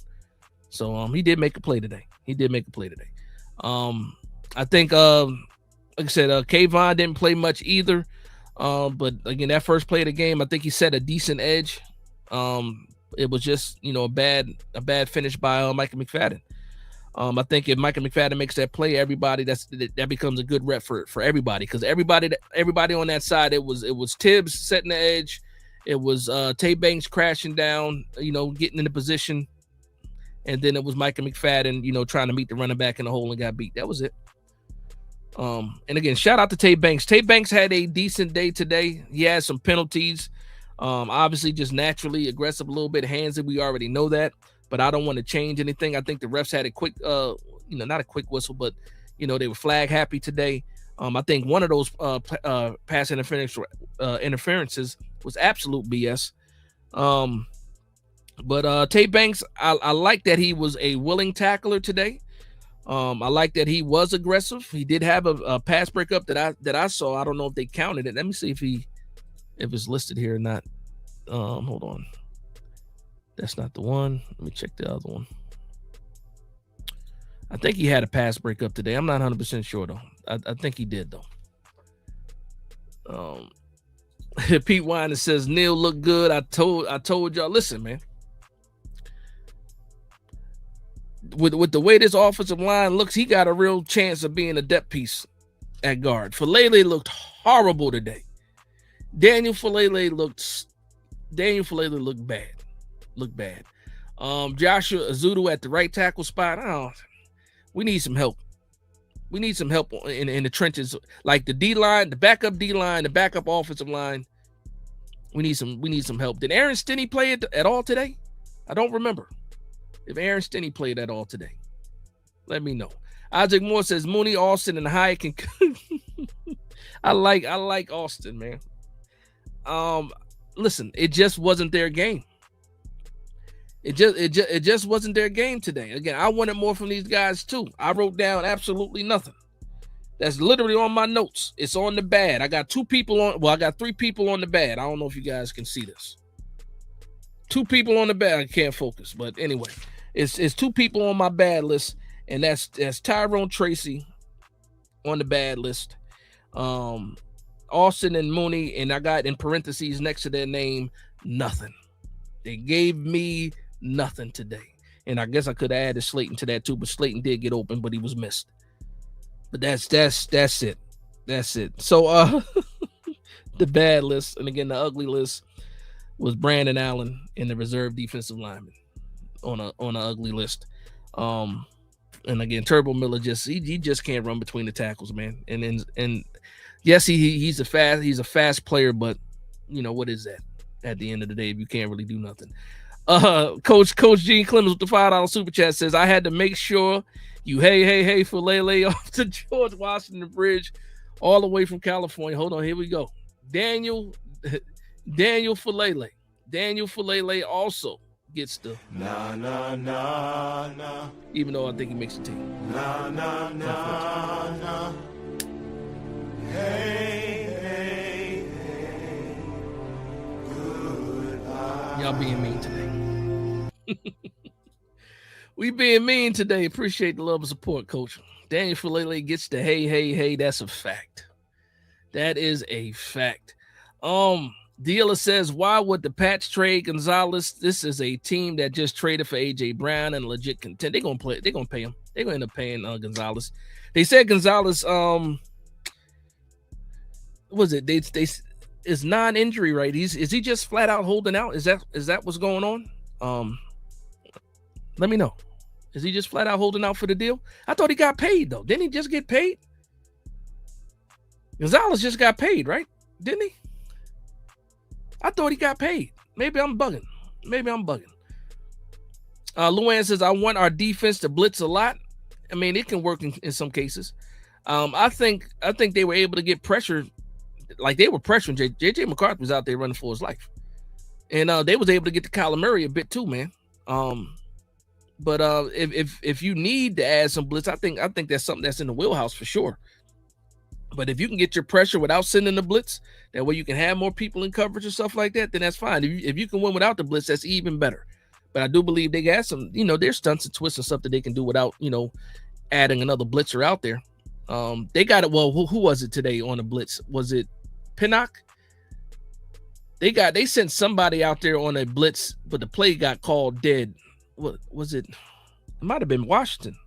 Somebody got sent on a blitz today, but they called the play dead before he got a chance to get there. But it was absolutely the perfect play call. Looked like it would have been a perfect play call for sure. Anthony Cherry, what's going on? He says Vita wants the West Coast. I bet it's the Rams he wants, and we all know why. Man, I still think Aaron Donald coming back, man. They just out here playing around. I think Aaron Donald is coming back. And the other thing is, the Rams don't need Vita Vea. I don't think they need Vita Vea. I mean, that would just be an embarrassment of riches at the end of the day. But also, you got to pay the man. You want to get paid, and I don't think Sean McVay is going for that. They're already a contender. I don't know if they're in the Vita Vea market, and also trying to give up bread. They might have to pay Aaron Donald if he comes back. So we'll see what happens with that. Our name said boo. Cringy Grinchy, what's going on, man? Pete Winder says crumb bum. That's a fact, man. Can't be running around talking about 5-12, man. Not on the first preseason game. Can't do that on the first preseason game. Come on, man. Come on. JJ the King says, Reese, we finna hit you with the Stone Cold Stunner. Whoever your team is, they're going 3-14. Shout out to y'all and man out there doing y'all thing. Danny Boy says running play action is a skill that Dart never had. He never did it. He's learning how to do it. He's learning how to do it. We got to be able to hold up too, though. We got to be able to have to succeed. And, you got to be able to successfully have a run game in order to run the play action too. People just don't fall for the play action just because you did it. They got to feel like you're a real threat to run the ball. Stinny played today. I got to go back and watch, man. How'd he do? You let me know. I was so busy trying to watch. Like I was concentrating on CC today. CC, Brian Hudson had the most of my attention. I did like Evan Neal because Carl Banks was talking about Evan Neal. Not to Carl Banks. Yeah, I think it was Carl Banks. I think it was Carl Banks that was talking about Evan Neal. But yeah. But I was watching. Jack Kelly was another one. Jim Simpson said, I think Jack Kelly is going to be our third inside linebacker. So let's talk about that because I didn't get a chance. I talked about Golson. Golson did a fantastic job. I talked about how bad the reserve defensive tackles were. Talked about Darius Alexander having a solid performance, not having Reeder and Harris next to him. Talked about R.L. Reese. Talked about Tate Banks. Colton Hood, before I get to Jack Kelly, I do want to talk about Colton Hood. Colton Hood had a rookie day today. He had a rookie day today. There was some highs, there was some lows. I saw him get beat. I saw him make some good plays. I saw him be aggressive. I saw him get bullied a little bit. So definitely a lot of good teach tape for Colton Hood out there. Obviously out there with the starters with all of the injuries. I don't think he was drowning out there. I don't think that happened at all. I think he held his own pretty much, but just a day of ups and downs, a roller coaster ride for Colton Hood. And that's all I got to say about Colton Hood today. I will say I will pump the brakes on the whole, Colton Hood is going to be starting cornerback by the time we get to the middle of the season. I'm going to pump the brakes on that a little bit. I wish I saw a little bit more this week, but again, it's only one game and he's a rookie and he looked like a rookie today. But shout out to Colton Hood. I did like some of the plays he did make. And then, like I said, there were some plays that he didn't make. He also had a penalty too that, a little touch and go. All right. So Jack Kelly. Hold on. What did you say? You said Hood gonna sit and learn. Hood was questionable. I mean, he looked like a rookie today. I'll give him that. Pete Winder said Hood turned his back on the sideline one play. I was furious, but he'll be okay. Yeah, it's a lot of teach tape out there for him. What's going on, Blake Monforte? What's going on? Nova Nebula says, where'd it go? Nova Nebula says Colton Hood had a solid rep on Addison, and he was awarded a BS catch. Yeah. It looked like that ball got loose when it hit the ground for sure. Real time, I said I don't know if that's enough to overturn it. But when you look like at the super slow motion, it looked like that ball was moving around a lot. But he gathered it so quickly that they gave it to him. So I'm not mad. If it would have went the other way, I would have been absolutely happy with it. But once they called it, the play stood on that reception, I just like, okay, all right, it's early in the preseason. It's the preseason for the refs too. He said pronunciation on fire. I got it right. Perfect. I like that. When I can get a name right, that's fantastic. Shout out to Anthony Cherry with the $2 super chat. No comment, just showing love. My man Tyrone Hall also with the $2 super chat said, good work, Dash. Keep it rolling. I appreciate you. Thank you for the love and support. As always, this is the family reunion, the Giants family reunion for all those out there. I see we got over 200 people in the building.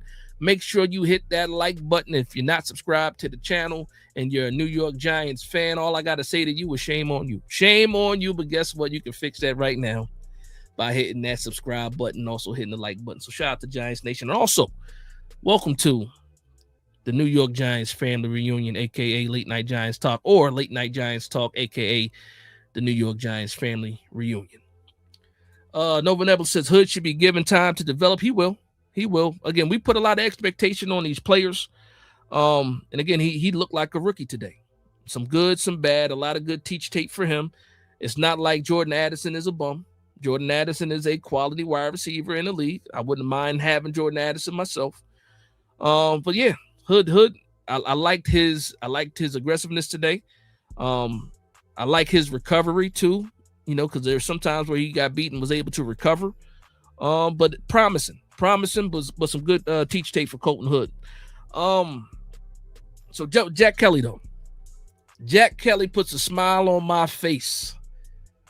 Jack the Viltrumite, Jack Kelly, the son of Nolan, Jack Kelly. For those that know, this is an invincible, reference. Jack Kelly looked damn good today. They had him blitz off the edge. He's blowing up. He's blowing up offensive tackles. He's beating up on tight ends. He's out there in pass coverage, covering out there in the flat. Jack Kelly looking. Jack Kelly might be one of the best 6th round, and this is super early. This is super early. But Jack Kelly looked like he's worth, or I should say, looked like he was a steal in the 6th round. Again, when it comes to BYU, we know that BYU, they coach the hell out of those players.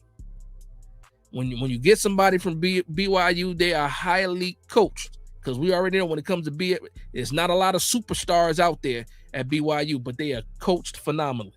But Jack Kelly was all over the place today. He was, run defense, pass defense, blitzing, pressures, all over the place. And I think it was they had Joe Shane.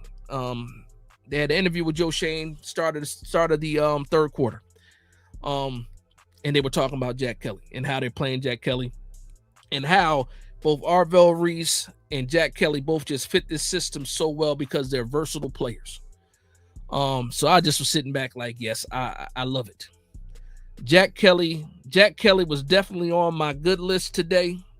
I don't have I need to get a Cheers soundbite. I don't know. Maybe I'll do a little Ric Flair for Jack Kelly. I can't help it that I'm custom made. I can't help it that I look good, smell good, can dance all night.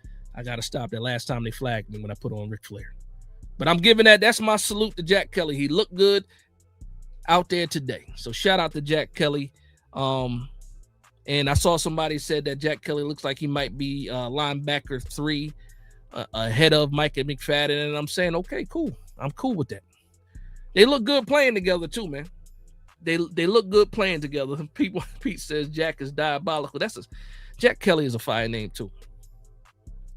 Where we at? Captain God says Fields will be an absolute stud in the league. I think so, man. I think so.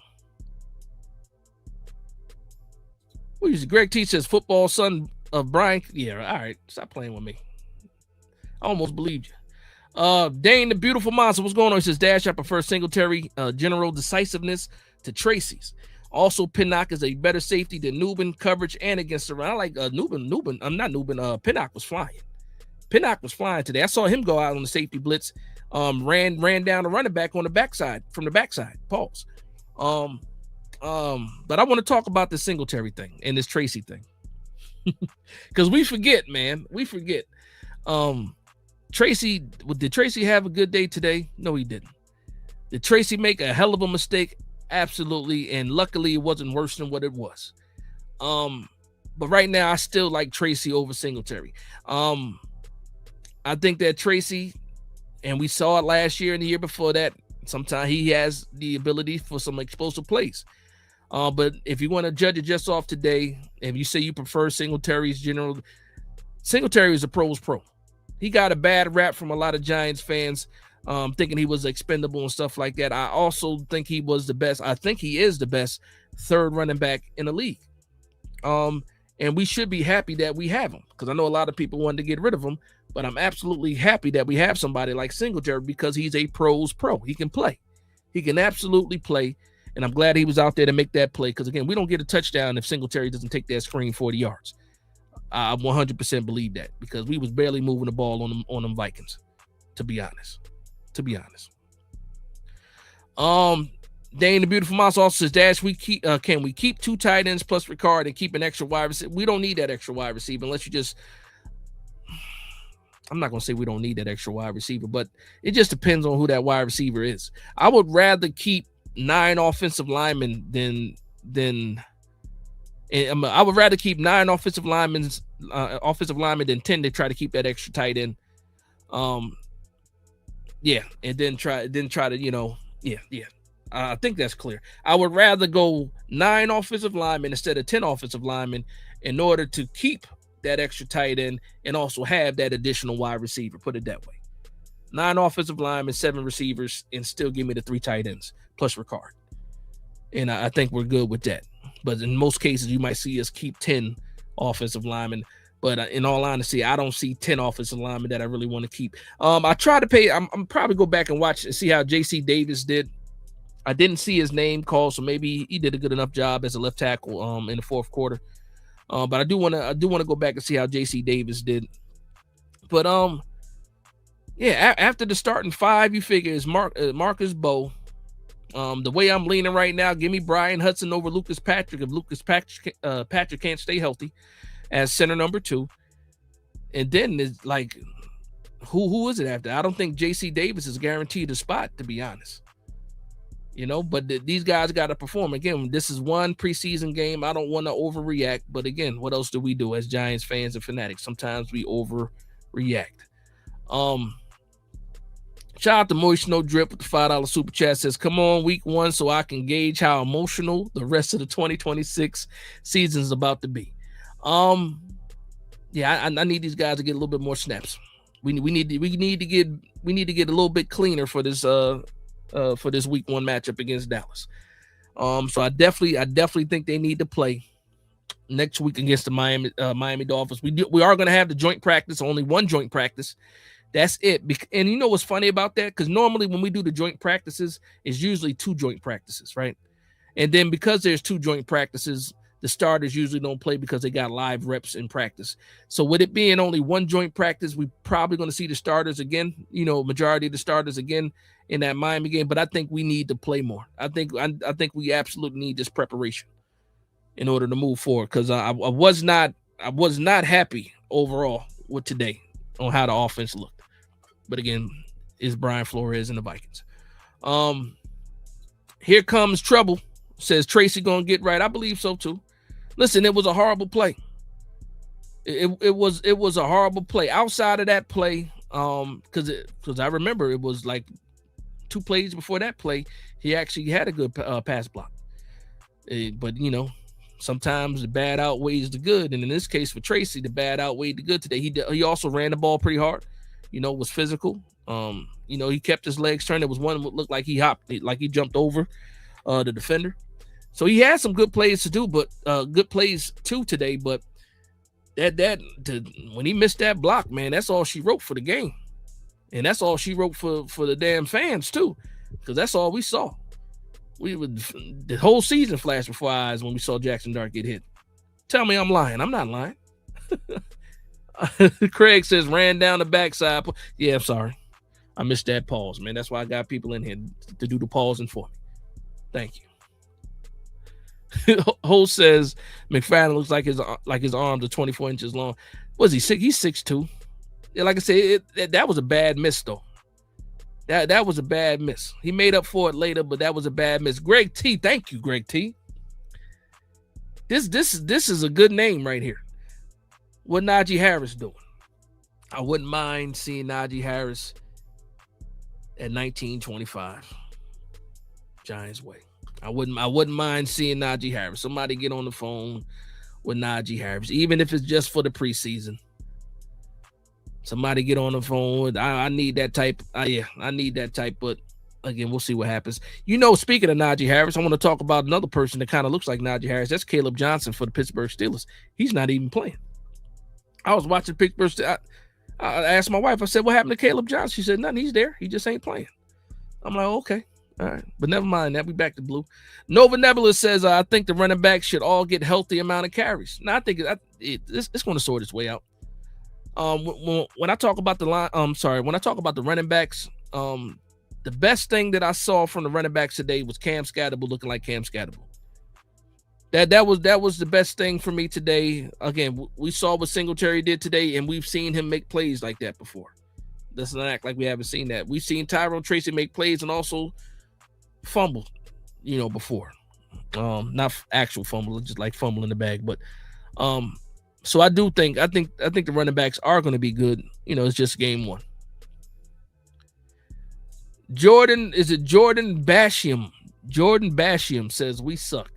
And you know what I say to Jordan Basham? Get away from me, you crumb. You're a real crumb bum. Put that on camera. You're a crumb bum, the three of you. And you're a crumb creep coward. Shout out to my man Jordan Basham. I appreciate the love and support. Thank you for watching. Thank you for tuning in. If you're not subscribed to the channel, make sure you go ahead and subscribe to the channel. I see it looked like Eli Manning in your profile pic. That's definitely the Quest Diagnostics background. But shout out to you. He said, Jordan Bash said, I put $100 on us for today's game? For a preseason game? Tell me you did not for the preseason game. Yeah. Really? You did? Listen, I'm sorry. If you put $100 on the game, sorry. But shout out to you because you're a Giants fan, and guess what? You still family. Everybody's opinion matters. And Jordan, your opinion matters too. And guess what? We need that though. We need that type of energy to keep everybody honest. Because some of us drink the Kool-Aid, some of us jump out the window sometimes because we're overly excited. And sometimes we need somebody to bring us back down to reality. And guess what? That comment is very, very sobering, Jordan, and I appreciate you. Just like I appreciate everybody else, man. Shout out to everybody. Atlantic JM says, yo, Dad, did you see the meme of Pinnock? Yeah, I saw it. I absolutely saw it. Our name says $100 for the Super Bowl. What a crumb bum. Yeah, listen, the first time I saw that video, it's another one too. I don't know if did I upload it? Somebody get these beggars out of here. I gotta find somewhere to use that though. That's one that I uploaded. I gotta find a good place to use that. But again, when the New York Giants lose a game, I can't call anybody a beggar at the end of the day. Dealer says Najee is doo-doo, slow, no burst at all. Pittsburgh kicked him to the curb and ain't messed with him since. Is it that bad? I know he had issues last year with like the fireworks issue where the firecracker exploded too close to him, got messed up his eyes and all that stuff. So I don't know, man. But I would definitely kick the can. Did you see Turbo Miller today? Did you see Bankston today? Did you see Eric Gray today? I'm kicking the tires, man. I am kicking the tires. John Fenwick, what's going on, John? Guess what, John? You helped me out last week, man. I was able to make a short out of your comment about the Montana thing. So shout out to my man John Fenwick in the building. He says, hey, Dash, can we put Slayton on PUP and then move to the practice squad and then trade him midseason? I know we wasted money, but the whole contract was a big mistake. That money is already burned up, man. Somebody lit that cash on fire already, man. It is what it is. That money is gone. So the best thing we can do is to make him a wide receiver 5 possibly and let him go out there and try to earn some of that money. That's it. Cap and Guy said Eric Gray had like 20 rushes for 20 yards. I swear. Respectfully. Pete Wine says almost pulled the JPP. Yeah, that's a fact, man. That's a fact. Now, listen, I don't mess with fireworks now. I don't mess with, like when I was younger, we used to blow up the blockbusters and the M80s and all that stuff. And then now that I'm older, I realize how dumb that is. How dumb is that? Blockbusters, M80s, dumb. And then we got people that are in the NFL, like JPP, unfortunately, messing with fireworks, and boom. Luckily enough, he was able to still have a good career after that. But man. Jose, what's going on? Is it Jose Maradiaga? Shout out to you. He says, I'm late. What I miss, OBJ looked great. Scat looked good, and not even 100%. Fields looked like exactly what we needed. Likely going to be the first down machine. Dart doing Dart thing. That's it, man. That's the whole recap, Jose. That's the whole recap right there. You didn't miss a thing because you already on point. I said a lot of those same things. So shout out to you, Jose. You ain't missed nothing. You came in here firing. Absolutely. Captain God said there. Oh, so hold on. I saw that one already. I missed that one. Pete says, yeah, I almost did it as a little kid with fireworks as an adult after JPP. Don't yeah, man. JPP solidified it for me. That's it. You might see me with some sparklers. That's it. Call me what you want to call me. I'll light some sparklers and call it a day. Happy 4th of July, sparklers. I'll leave all the dangerous stuff to other people. I like my fingers too much. Respectfully. That's not a jab at JPP either. Dealer says, I heard you, Dash. We need to wait and see who gets cut at the running back position. That's a position where players have a tendency to slip through the cracks 100%. 100%.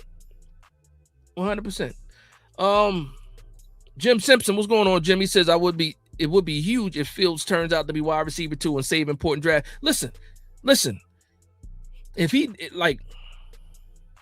did exactly what he did today, and it wasn't even like it was something now, like the touchdown was a touchdown. That's just a regular play for him. But if he does what he did today, get a couple of first downs, get a touchdown, that's something that you can see him doing every day. Now, once Malik Neighbors is on the field, that means he's going to get all the attention, and then you still probably got Fields get out there with one-on-one coverage. The one thing about this Giants wide receiver room, when I look at it now, that gives me some confidence. Again, we have not seen Neighbors yet this year, but we expect Neighbors to look somewhat of the old Neighbors. He already is cutting and looking good right now already, and he's not even at 100% yet. Malachi Fields is looking like the person that we drafted.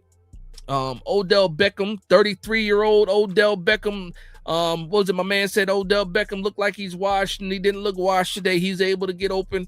Cool. And he's not a wide receiver 1, 2, or 3 possibly.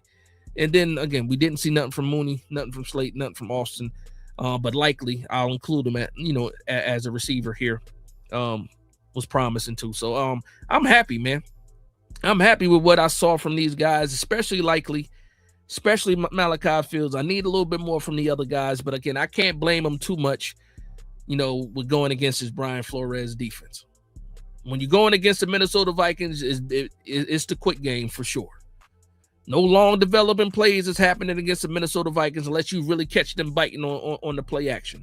But outside of that, just any regular, it's the short game for against the Vikings. So that's what it is. Again, I think they push the ball a little bit more next week against the Miami Dolphins, but we got to wait a whole week to see that happen. What's going on, Hirsch? How you doing, man? Money Mike in the building. What's going on, Money Mike? He said, I seen dude from Adam 22 show blow his hand. Yeah, who was that? The Crip dude. Yeah. I forget his name right now. Was it not Four Loco? Whatever. Yeah, he blew it. Yeah. Yep. He did it too. Fireworks. I saw the aftermath. Remember, they had the video what his hand looked like after that. Crazy. Like live. Somebody had it live. Blew his hand. I don't mess with fireworks, man. Nope. I'm sorry. Call me soft. I ain't messing with fireworks. That's literally like dynamite, like a M80 and then a blockbuster was like a quarter stick of dynamite. We was out here bugging with that stuff, man. Explosives, for real.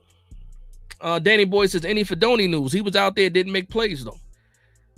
Didn't make plays, had a couple penalties. The good thing for him is that Manhurst didn't do much either. So he still should be neck and neck with Manhurst. Pause. And hopefully he can beat out Manhurst. That's it. Manhurst's name is a pause too, man, at the end of the day, respectfully. Shout out to Manhurst. Shout out to New York. Manhurst is a New Yorker. Shout out to him. Aaron Mason, what's going on, man? Aaron Mason said OBJ open all day. OBJ was open for sure. Skills, he said, forget everything I saw today. He poured the biggest cup of Kool-Aid, and he said 11-6 this year. Book it. I hear you, man. Shout out to my man Big Lou too, man. The original Miss 11-6 too. Shout out to Big Lou. G Nation Sports. Hurts Real says Fedoni might beat out Man Hurts for roster spot. He got to do something if he wants to do that, though. Man Hurts is known for being a good blocker. So in order for Fedoni to beat out Man Hurts, he got to show that he can block, but also give you that extra in the receiving game. Pause. Crazy tonight. But he got to play. Fedoni got to play and take advantage of his opportunities. He had some snaps today. Did nothing with them. I got to go back and see how he did in the blocking game, possibly. But as far as receiving, I didn't see much today. No targets, nothing. But some penalties, though. He had some penalties. Penalty might have been on special teams on that. And did you guys see Arvell Reese on special teams? Like in the third quarter on special teams still? Get him off the field in the third quarter. For what? You telling me there's nobody else that can run down the field? You got Arvell Reese out there on special teams in the third quarter in preseason? I think I'm good on that. I think I'm good on that. Listen, let's not do that. Once the starters are up, get them off the even special teams. I'm sorry. I don't want to see Arvell Reese in the preseason in the third quarter on punt team. I'm sorry. I don't want to see that at all. Preseason? No, I'm sorry. I saw him on the film. Like, what is he out there on special teams for in the third quarter? Ridiculous. Shout out to my man Jessa with the 998 super chat says, Yo, what's going on, Jessa? How you doing, man? Shout out to you. That's one of my day ones right there, Jessa. What's going on, man? How you doing? Dealer says, yeah, on this team, I don't see Man Hurts going anywhere. Harbaugh wants that blocking tight end. Yeah, man. The only way he beats him out is if he can show that he can block. He doesn't have to be as good of a blocker as Man Hurts, but he got to show that he can block. Because he definitely gives you more than what Man Hurts can give you in the passing game. 100% already. Respectfully, too, because I like Man Hurts for what he is. Rev says Fields was on special teams too. Yeah, I saw that. Get him off the field too. I don't need my wide receiver 2 on special teams being the gunner in punt coverage. I don't need to see that. That man just scored that. Listen, I don't care. He has been upgraded to wide receiver 2. I don't care what that depth chart says. Malachi Fields is wide receiver 2. I don't need him being the gunner. I'm sorry. And listen, I'm just a guy on YouTube talking about the team I love the most. Take it with a grain of salt, throw it over your shoulder. Listen, this is just my opinion. My opinion means nothing when it's Harbaugh at the end of the day. I know that. I'm just saying I don't want to see Fields on special teams in the preseason or at all, actually, as a gunner. I'm sorry. Leave that to Dalen Cambry because he did a hell of a job today. Dalen Cambry he's out there making tackles good as a gunner. They talking about he might be able to make the team on special teams. We'll see what happens, though.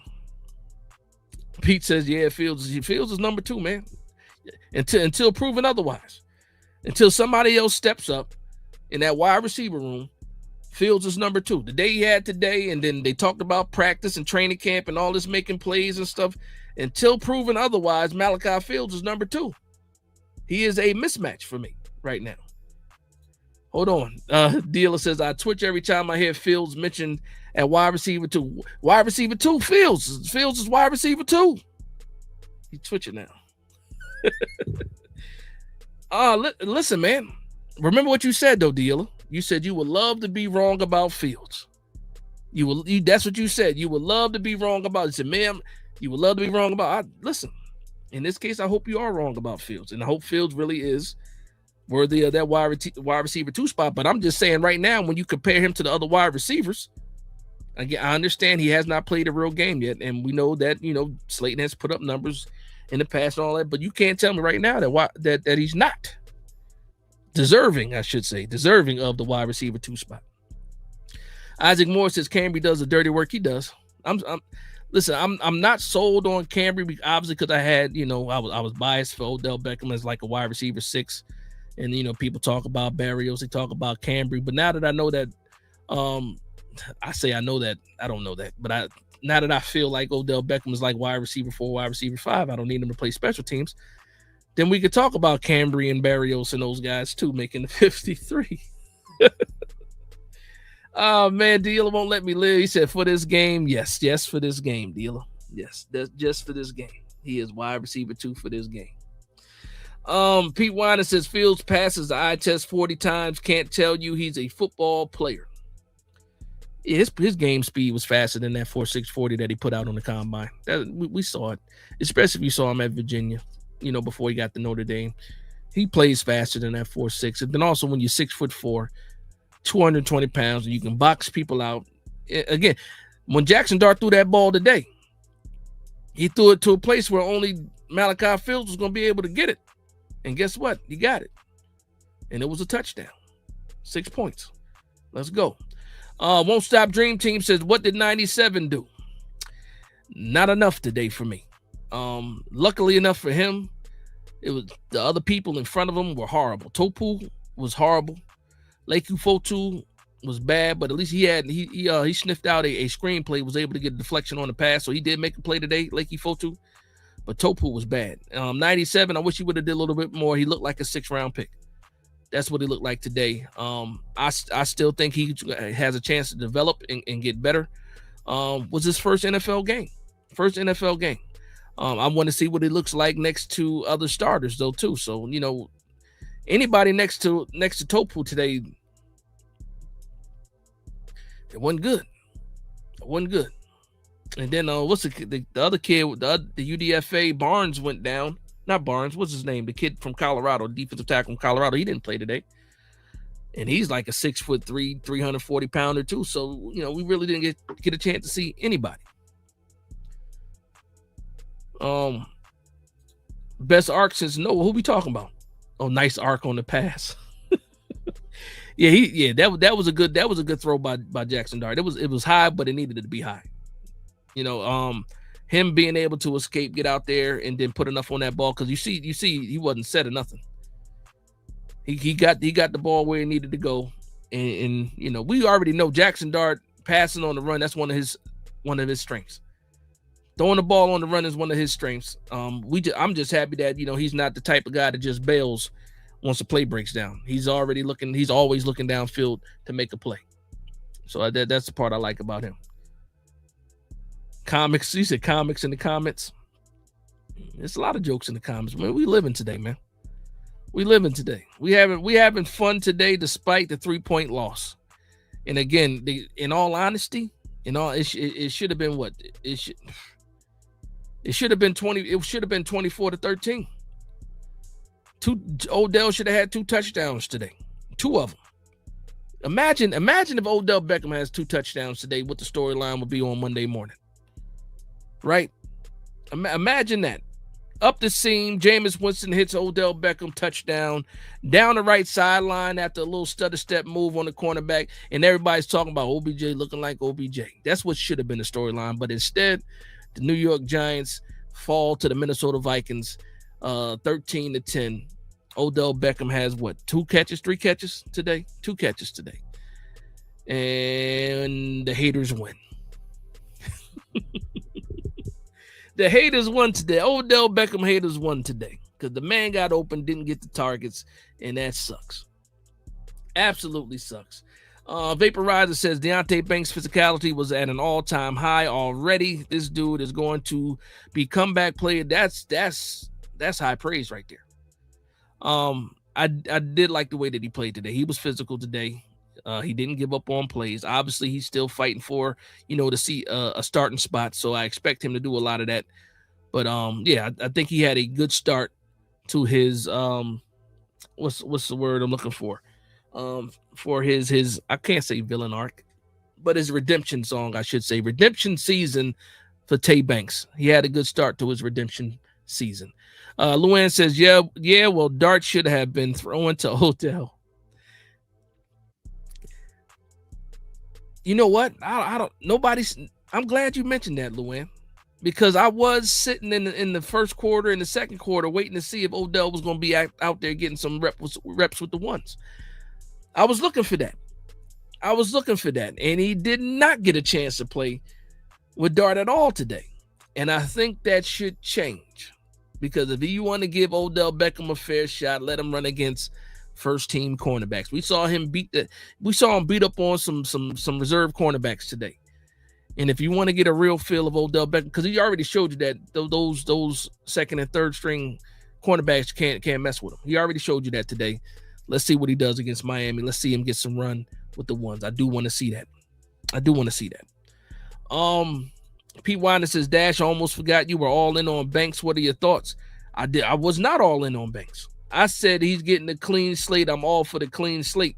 I said he got to prove it now. So I was not all in on Banks. Unless you're talking about in 2023, I was all in on Banks, absolutely. But going into this season, I was like, we'll see if Denard Wilson can get the best out of him. And so far, so good, for Banks.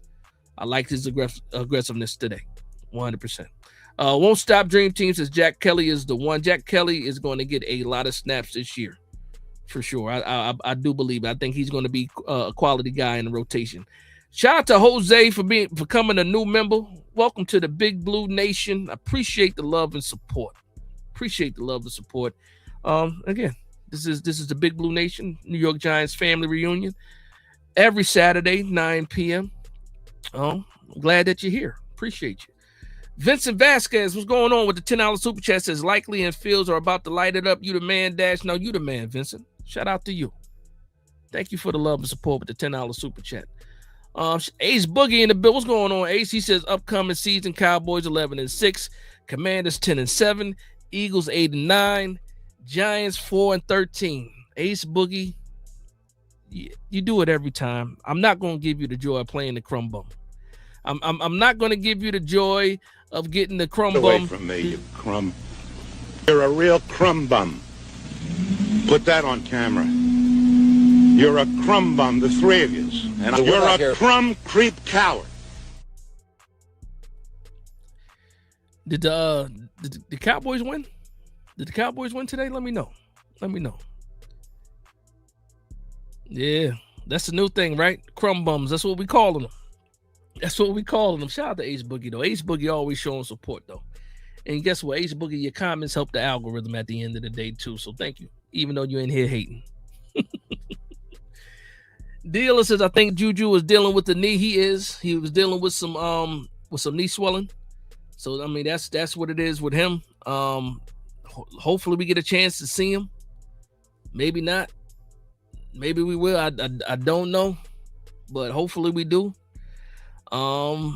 Yeah, because right now, again, we had a whole game today, and I have to, keep saying this against the Vikings, and there's a lot of pressure. Nothing from Austin, nothing from Mooney, nothing from Slayton. Nope. Dealer says Commanders 10-7. God dang, man, what the hell are you on? Yeah, I don't know what he on. They just lost Laramie Tunsil. They got their own things to worry about, for sure. The streets created the crumb bums. Yeah, they did. Yeah, they did. Ant says cats in here smoking dope. They doing something, man. They're absolutely doing something. They doing something. Reggie says, "What up, Big Dash?" And it's just preseason. Yeah, it is. It's just preseason.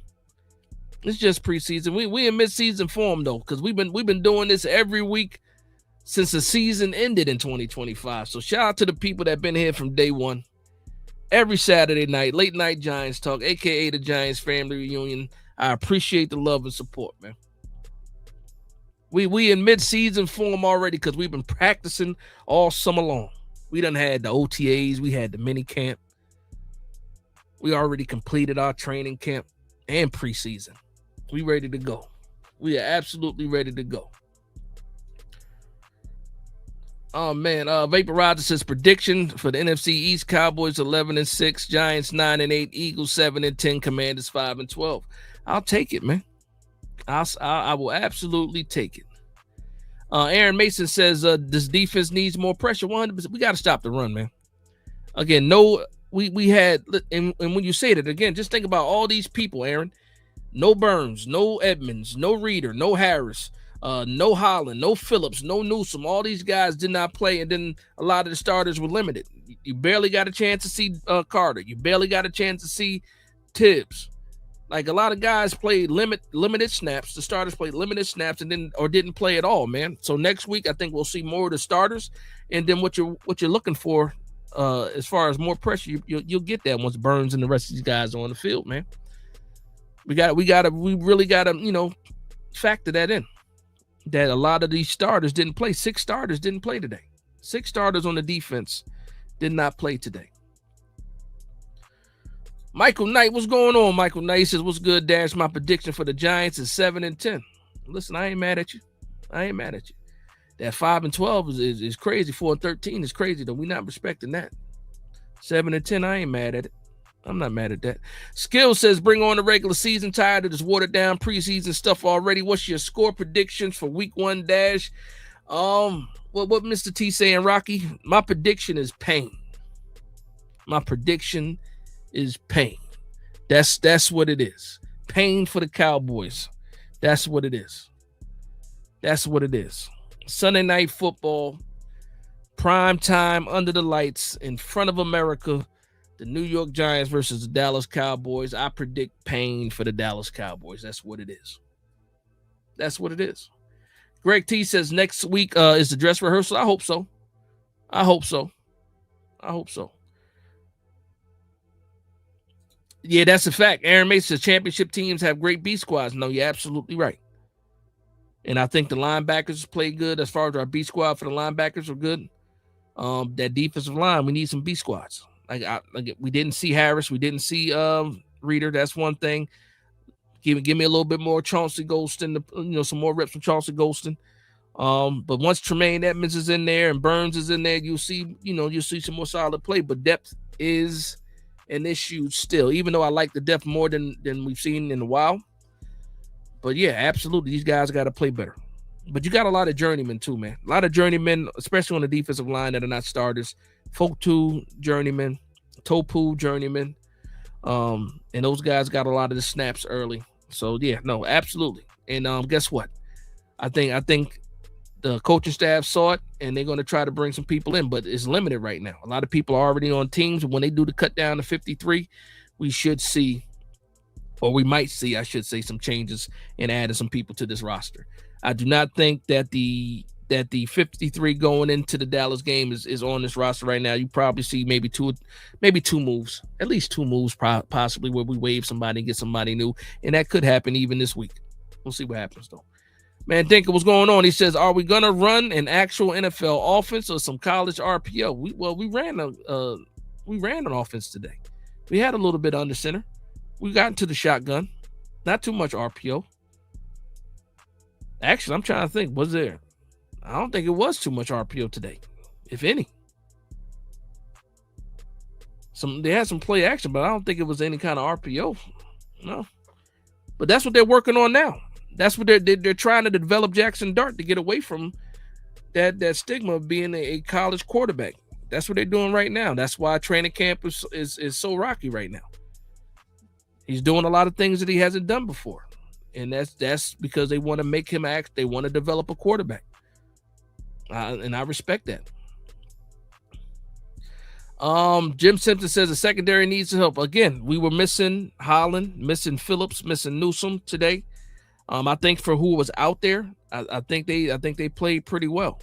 A couple big plays, but that was mainly in the run. And then also once you get to like the third, fourth quarter, that's different. You out there running around with guys that are not going to be in the NFL for the most part. But when the starters were in there, the New York Giants were winning 7-3, and that's where we're at. Cowboys won. They did win. Okay. They didn't play their starters. So I saw like the first part of that game. And then I didn't see the Eagles game at all. I'm probably going to go ahead and watch that after this too. Dealer says we're trying to run an NFL offense, not that make Dart comfortable Dable was trying to run last year. 100%. Listen, they're holding Dart to a higher standard. They're not going to sit here and handle him with kid gloves. They're not going to do that. He has to grow. 100%. And Tim Davis says the energy felt different, especially watching the game on Jersey soil. He says, I'm ecstatic. Birdman hand rub. Shout out to Jersey in the building.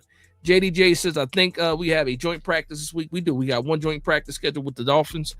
So sometimes the starters don't play in next week's preseason. Now, that's what I was getting at before. I said normally when you have joint practices, you have multiple joint practices, but the New York Giants have only scheduled one joint practice with Miami.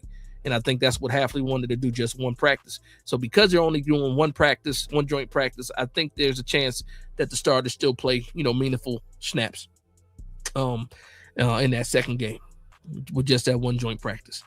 Luann says, Dash, I know the team has to learn a new system and I hate it.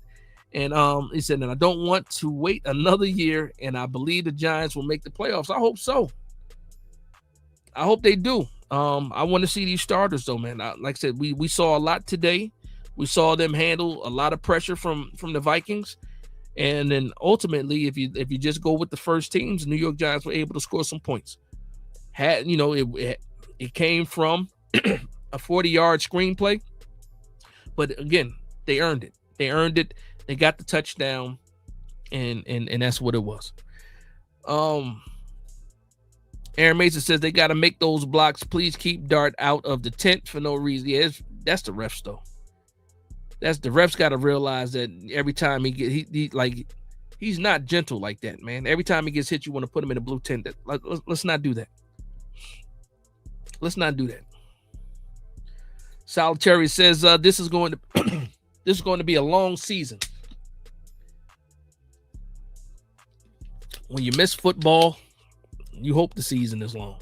But we'll see what happens, Solitary. One game, low scoring game. There were plays left out there on the field. This could have easily been a 24-point game by the New York Giants if Jameis Winston saw Odell Beckham up the seam, and if Brandon Allen wasn't just horrible and he saw Odell Beckham down the right sideline. Yeah. Chat is rocking today, won't stop. It is. Shout out to everybody. Vaporize says Dart's in a catch-22. He changes his natural instincts to avoid hits, still gets ridiculed. He plays his natural game by being a playmaker, gets ridiculed. The league and analysts need to wake the F up. Listen. Bingo. But again, that's where we're at right now. Lewis says don't need negative fans in here. Listen, it's not just, listen, there's certain things that us as Giants fans deal with, and it's not just negative fans. We got to deal, with realism. You're going to have some people that are overly optimistic. You're going to have some people that are pessimistic. The New York Giants have not been good, and we're trying to get good. And some people got to see it before they believe it. And everybody falls into those categories. Again, you can't pick your family. And we are a New York Giants family.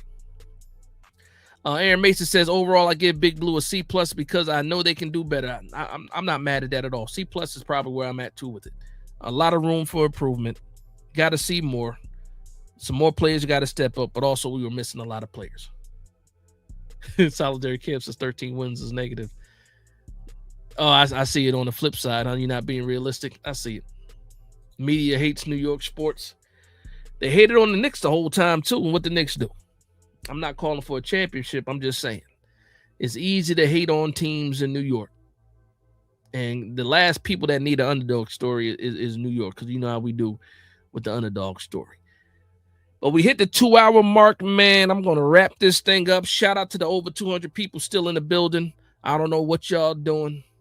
I don't know how y'all living. Hopefully you guys are having a good time.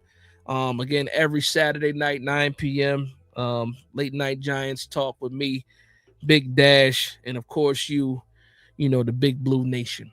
But with that being said, I want to thank everybody for vibing with me. Please like, comment, and subscribe. And from one Giants fan to another, this is Big Dash Knows Big Blue Nation. Let's go.